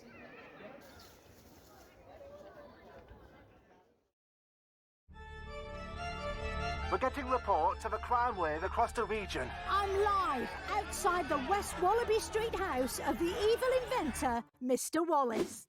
Evil? Airing in the UK on the BBC during Christmas Day 2024 before being unleashed on the rest of the world via Netflix 9 days later, Vengeance Most Foul is not only the first new mainline Wallace and Gromit project, arguably since 2008, but the second full-length movie to be released after Curse of the Were-Rabbit, having a total runtime of just under 80 minutes. Instead of the familiar setup of the duo's latest startup company attracting a new villainous threat, the plot of this film focuses on Wallace as an inventor, mainly on how his insatiable desire for convenience has caused him to lose touch with reality, unaware of the harm his contraptions may be causing. This reaches an apex when Wallace unveils his latest creation, a smart gnome named Norbot, whom he uses to fix Gromit's garden, drawing attention from the other residents of West Wallaby Street, leading him to launch a new gardening business with a whole army of them. Though things go to pot when it seems the Norbots are responsible for a huge crime wave in town which Wallace is accused of, though Gromit senses something far more sinister going on here than some rogue garden gnomes, as this adventure reunites the duo with the most devious adversary they have ever gone up against, which, if the name didn't already spoil it for you, the trailer surely did. When setting out to make another feature, Nick Park and his co-director, Merlin Crossingham, sought to explore how society had changed since the characters were first introduced. In the beginning, Wallace's over-reliance on technology was purposefully absurd, but now they found themselves in a world that began to mirror that attitude. And with that came this question, at what point does this obsession with technological advancement start to detract from the experience of being human? Acknowledging the good this type of assistance can and has done, but pondering if we can continue moving in this direction without losing the simple joys that come with being alive. We see this concept explored from the get-go as almost everything in the pair's house has become automated, replacing the domestic peace we're accustomed to with more of an organised chaos, where each contraption does its job as intended, but there's so many that they trip over each other and intrude on Gromit's peaceful morning routine. It's then furthered when we see Wallace unwittingly invade Gromit's garden, his safe space away from the gadgets and gizmos. Wallace's intention upon creating Norbot was to help Gromit with his agriculture, not understanding why Gromit takes such pride in this hobby. A running idea in this film is Wallace not understanding that sometimes the inconvenient method can be the most rewarding, which is especially ironic when you consider he is a man who prides himself on the ability to make things with his own hands, yet is unable to grasp the joy that stems from that. Thanks to that handy device, we haven't had to use the old teapot for years. Oh, yes. These opening scenes do a fantastic job showing how this kind of technology is dividing the pair, demonstrating the devastation Gromit feels as his space keeps being taken over by Wallace's vaulting ambition, which is entirely intentional because more than anything prior, this film is about their connection. We've witnessed outside forces exploit weak points in the pair's relationship many times before as they attempt to force Gromit out of the picture so they can more easily manipulate Wallace. A detail we see here as Gromit's name is omitted from the new gardening business. But they don't confront why those weak points are there to begin with, because were the pair to actively work on fixing their lack of communication and openness, it would render that formula obsolete. So it's shocking to see this film not only include that type of reflection, but make it the focal point of the story. It's honestly fitting they do this in a direct sequel to The Wrong Trousers, as that's where all these ideas stem from. It was our first instance of noticing that Wallace can often take Gromit for granted, though in the special, that element is merely a means to an end. It's not supposed to be saying anything meaningful about the characters, it's meant to get Gromit to leave the house so Feathers can enact his plan, which is why after this scene, that element of the story is dropped entirely, not receiving any closure, a flaw this film seeks to correct. One detail to note is the climax placing a lot of emphasis on the pair as a team and seeing them work together instead of the burden of saving the day falling entirely on Gromit as it normally does. Wallace being an inventor feels like a much larger part of the franchise than it often is. His creations often used as fun background details, visual gags, and sometimes plot devices. But besides supplemental material, Wallace's status as a tinkerer has never received much spotlight. At no point has him inventing something been the solution to a conflict beyond Gromit finding ways to repurpose his creations that were introduced earlier in the story. The most famous piece of machinery in the whole franchise, the Techno Trousers, weren't even invented by him. In Vengeance Most Foul though, we understand what that aspect of his personality means to him, touching upon the question of who even is Wallace without his inventions. They've also made him far less oblivious than usual. Oh, he still has no clue what's going on until it's spelt out for him, but there are these instances of growing suspicion over the behaviour of the Norbots that were a nice touch, as it does add a lot more nuance to him. All of this brilliant exploration can be credited to scriptwriter Mark Burton, who penned the Shaun the Sheep movies. Though he did also have some hand in the writing process for Curse of the Were-Rabbit, along with Bob Baker, Nick Park and Steve Box. And I believe he does a valiant job carrying the torch, recapturing that style and continuing Bob Baker's mission of exploring the inner workings of these characters, exposing their flaws and delving into their mindsets to make them feel as human as possible. Wallace loves Gromit, there should not be any question of that, though some people try, but as a man from the north of England, his deeper emotional complexity is often repressed. Wallace refuses to stop moving forward, never staying in an unpleasant state of mind for too long. He will bounce back from heartbreak in an instant and continue his life as normal so as to not be too vulnerable. The only one capable of bringing out that side of him often is Gromit, and when his inventions are taken away, he finally understands what is actually important to him to a point he outwardly expresses it without hesitation. I can live without inventing, but I can't live without my best pal. Which is as good a place as any to discuss Ben Whitehead's performance as Wallace, which is truly remarkable. Obviously no one could ever replace Peter Sallis, and I'm able to tell quite a large difference in the voices simply because I have practically marathoned every appearance by this character. But that shouldn't detract from the bang-up job he does recreating that feeling so it still comes across as authentically Wallace. They've taken all my inventions away.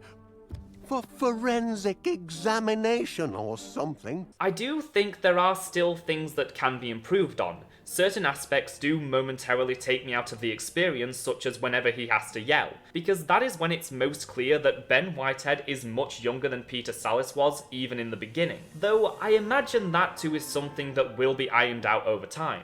Well, I'll go to the top of my stairs. That's absolutely Spotless! The primary takeaway though is that he is radiant in this role, and I can't wait to hear his voice for years to come. But they're not the only returning elements, because the most shocking moment in the lead up to this film's release was the announcement that Peter Kay would be reprising his role as PC Albert McIntosh from Curse of the Were-Rabbit, though since then he has been promoted to Chief, as he is the only character in the entire franchise to have visibly aged. It's pretty much the same shtick of him being an incompetent and lazy police officer with no respect for due process, as all he cares about is his impending retirement and moving into his new houseboat, though like in Curse he does get a lot of the funny lines. I've designed all the security arrangements myself. Foolproof. Yeah.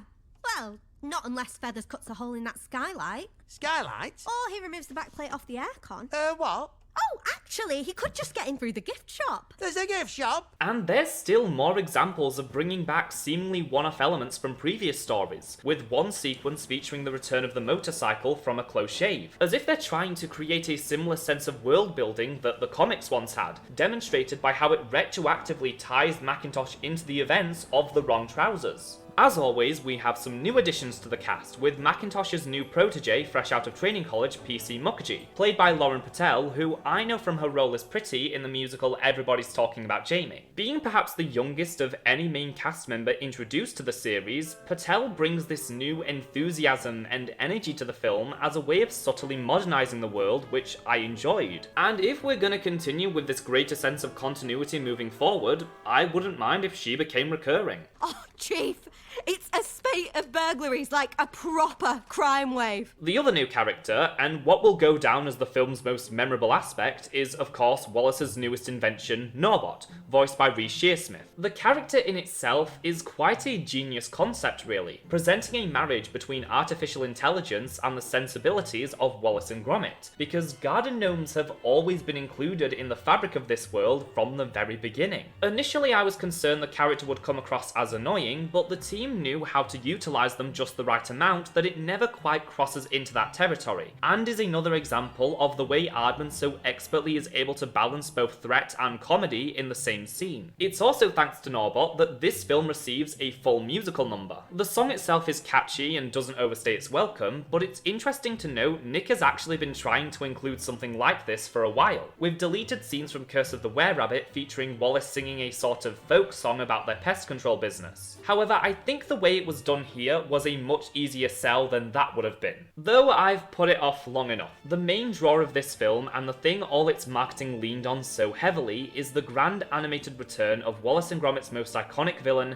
Feathers McGraw, who finds a way to break out of captivity, reclaim his prized jewel, and seek retribution against the pair that sent him to the big house. Bringing back Feathers was something Nick had always wanted to do, though while exploring Feathers plotting his revenge was an idea always on the table, Nick was having difficulty coming up with a story that justified it. Do I think they properly justified it here? It's complicated. When bringing back a franchise's most popular one-off character, there is always the risk of sullying what made them so beloved in the first place. And while I would never say this film outright ruins Feathers McGraw, I do think they flew a little too close to the sun with him. What made Feathers so compelling as an antagonist was how reserved he was. The incredibly limited movements made things like a simple head turn strike fear into the viewer. His malicious yet completely blank stare that meant you could never tell what was going through his head, which was entirely the purpose, to create a contrast between the hyper-expressive Gromit, who you can always tell what he's thinking. In Vengeance Most Foul, he just doesn't have the same effect or menace to him. It's weird complaining about animation that's too good, but that's kind of how I'd describe it. You can see there are moments where they understand that his subtleties are what make him effective, but other times his body language is so expressive that you can almost always tell what he's thinking. Yes, there were a few key moments in The Wrong Trousers that didn't follow that philosophy either, but as much as I love these images on their own, him playing the organ a la Captain Nemo or spinning around on a chair like a Bond villain kind of dilutes the core concept of his character and ruins some of that mystique. Feathers is no longer an enigma as we watch him carry out every step of his plan in great detail, when it was the not knowing that made him such a great psychological threat. But on the other hand, I don't really know another way they could have done this that wouldn't have just been copying and pasting from the wrong trousers, because they already had those bases covered and in a much more effective way. While I have issues with how Feathers is presented, I adore the way they use the evil Norbot to mimic that feeling he had in his first appearance, with the cold, dead eyes, the smaller movement, and how his presence fills Gromit with a palpable sense of unease. It's the way you can tell something about this is all too familiar to him, though he can't quite place why that is. It's one of the most effective things this movie does. Though this also leads into my main issue with the film that I haven't seen anyone point out, which is a distinct lack of any sense of mystery or tension that the prior stories all had, which I think does make it substantially weaker in certain aspects. Sure, there's creepy imagery, but the feeling of the older films isn't quite there, as it opts for more big action set pieces that forego any sense of horror that every film since The Wrong Trousers had. Vengeance Most Foul keeps barely any cards close to its chest, beyond one minor twist that did an excellent job playing with my expectations and was yet another great example of how this franchise does foreshadowing, but that's the only time during this film outside of the emotional moments that I was genuinely surprised. And I think the marketing relying so heavily on Feathers McGraw returning plays a part in that. Imagine this film was called something else, and all the trailers just focused on the mystery of Wallace's new invention turning evil and causing havoc in the town with no mention of who the culprit was. And as you're watching the film, you're trying to piece it all together the same time as Gromit does, but even he is struggling to get to the bottom of this. Then you get to the point just over halfway through where Gromit tracks down the gnomes, leading him to just outside the zoo, building up to the big reveal that it's Feathers McGraw, and all at once you think back on all the brilliant bits of foreshadowing they did with Norbot and how it all makes perfect sense, and everyone would lose their minds over it, making this the single greatest installment in the entire franchise. But we didn't get that, because advertising this film completely on Feathers being back was too lucrative an opportunity, and if we're gonna hinge all the marketing on it, might as well give him as much screen time as possible. I mean, how else are we gonna sell even more Feathers McGraw slippers and water bottles? However, with that said, this film is still a masterpiece. Even if it doesn't quite measure up to the best the franchise has done, at least from a storytelling perspective, because technically this movie is a triumph. I love the way each frame is coloured with all of this hard lighting that adds a slight orange or yellow tint to everything, further emphasising the shadows and making everything just pop so nicely. It's also moody and gorgeous, and any tension lacking in the plot gets more than made up for with the lighting and camera work, as well as the visual richness of this film, with the detail in its textures and the character animation being as great as it always has. For the movie, the music was primarily composed by Lorne Bouth, a very prolific composer for film, TV and video games. It's unclear how much involvement Julian Knott had in the composition process, because while he's credited heavily on the soundtrack, in the actual film's credits he's only cited as being the original composer of the main theme. Though even if he wasn't directly involved this time, his influence is still felt throughout, especially in how a bunch of music from The Wrong Trousers, A Close Shave and A Matter of Loaf and Death gets brought back here and carefully woven throughout the score to create several new motifs.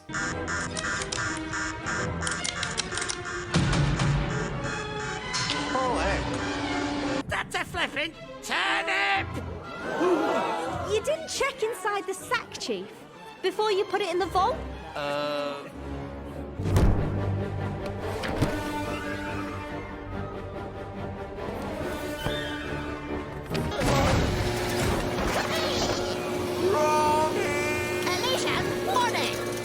What I love about the older tracks finding new life in this way is that while Wallace and Gromit has always had a coherent musical identity, this film also gives it a cohesive one. The score itself also takes cues from Curse of the Were-Rabbit, with all the pieces having this commanding presence and feeling very classic Hollywood with the full orchestra, which is what allows this to feel like a proper movie and not just another TV special that got its runtime tripled. As Vengeance Most Foul wraps up its story, one can't help but notice a strange sense of closure, a feeling that these characters for the first time have been allowed to grow and change in a meaningful way. Feathers may still be on the run, but his ego has been permanently bruised, being outsmarted by his foe yet again and having nothing to show for it. Macintosh gets to retire, leaving Mukherjee to take up the mantle, and what feels the most definitive, Gromit finally receiving the appreciation he deserves, being recognised as the hero he is not only by Wallace, but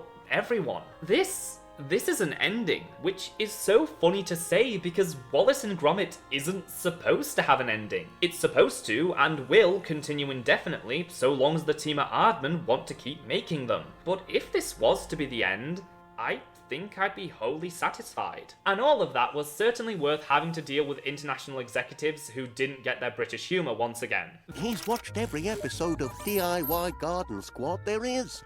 Only 2 hours to go, and they still haven't got the patio down. Vengeance Most Foul has a few problems, and in certain ways is a departure from what made Wallace and Gromit so fantastic. But it's also a huge celebration of the past 35 years that this series has been around. It calls back to multiple older adventures in both its story and music, and in a way completes the vision of the original creative team even after many of them had already left, making a definitive statement on this pair of icons and their connection to each other. Like Bob Baker said, it's about how the relationship between this man and his dog keeps getting stretched to a breaking point but never quite snaps. And even all these years later, that hasn't changed in the slightest. Cheers, me old pal. I'm a happy nifty Norma. I like to trim the hedge.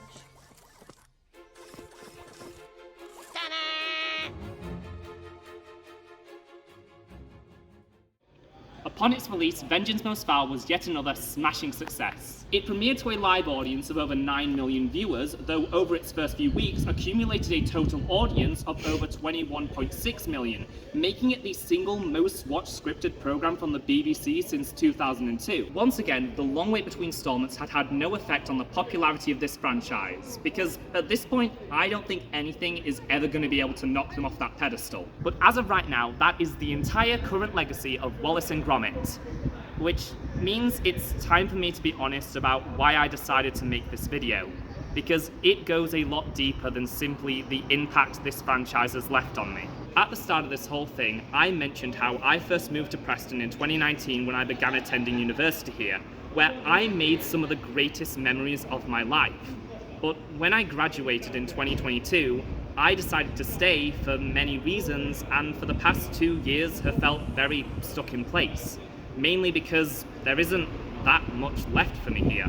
A lot of stuff happened in 2024, and if you saw my Bear in the Big Blue House video where I essentially documented my mental state over the course of that year, you'll know that I've decided it's time to move on. Which is why in a few days' time, as of when I'm filming this, I will be moving back home so that I can mentally regroup and figure out what it is I'm gonna do with the rest of my life. I had always wanted to make a Wallace and Gromit video where I could talk about all the coincidental ways it has been ever present throughout my entire existence. But it wasn't until I started working on this that I realised it could be so much more than that. That it could give me a chance to capture this odd moment where I'm trying to say goodbye to the life I've built and the person I was while I was here. That's why throughout this video I've been filming at seemingly random locations that have nothing to do with Wallace and Gromit, because I want to remember them. The theatre where I got to perform in one of my dream shows, the streets that I used to live on that I would walk down daily, the restaurant that me and others would go to after or between classes, the pub that me and my friends meet at every Monday to take part in a quiz, the park that I go to all the time whenever I need to unwind and get away from it all. It's not like I'll never see these places again. I mean, there are still people here that I want to come back and visit, but it'll never quite be the same. But there was one more thing I needed to do before I officially moved on from Preston. In the almost 6 years I have lived here, I have missed every single opportunity I may have had to see Nick Park in person, to a point where it was almost comical. So in February 2025, when they announced that the entertainment complex that had been under construction for pretty much the entire time that I lived here was getting ready for its grand opening, and that Nick Park would be in attendance to unveil a new statue, along with Vengeance Most Foul co-director Merlin Crossingham, I realised that this was potentially the last chance I'd ever get. So on that day, I ensured that I got here early so that I would be at the front of the line when the ceremony began, where I got to meet some other amazing Wallace and Gromit fans, and sure enough... Hi, it's nice to meet you. Thank you. Okay, just here. It's such an honour. I've been living in Preston for 5 years and I've never gotten the chance. Every time I've been home visiting my family in Yorkshire. Thank you very much. Not only did I finally get to meet Nick Park, but both he and Merlin signed my original copy of Curse of the Were-Rabbit on DVD. The same one I have had ever since 2006 that was my original introduction to the cracking world of Wallace and Gromit. What is there even left to say at this point? The sheer power these characters have to persevere within popular culture even despite decade-long gaps between productions. How they have conquered almost every medium of entertainment you can imagine to resounding success and have been able to be introduced to multiple generations. You can't really call Wallace and Gromit a film series or even a franchise at this point. They're an institution, charming reflections of life in England, a symbol of patriotism to those who live on this island, and ambassadors to the rest of the world. The only thing that makes me feel anything even remotely resembling pride to be British, which is why we still watch them every December. Because there's something about rockets to the moon, museum jewel heists, sheep rustling criminal conspiracies, and baker serial killers that just screams festive to the BBC. One of the core reasons Nick Park's creations have achieved this immovable status is their rough edges. In every frame, you see the fingerprints of the animators who have moved these models to take hundreds and thousands of photos because that's the craft of stop motion, in all its tedious yet rewarding glory. The charm of Wallace and Gromit is they never try to hide their imperfections, constantly reminding the audience that everything you see was entirely made by hand. And even as the productions got bigger and more people got involved, that aspect has never been lost. In a world of mass media conglomerates who make things based on focus groups solely for profit, it's important to recognise that when it came to some of the most beloved characters ever put to screen, it was the outcome of a craftsman, not a factory, that captured the attention of the public. Set coordinates for 62 West Wallaby Street.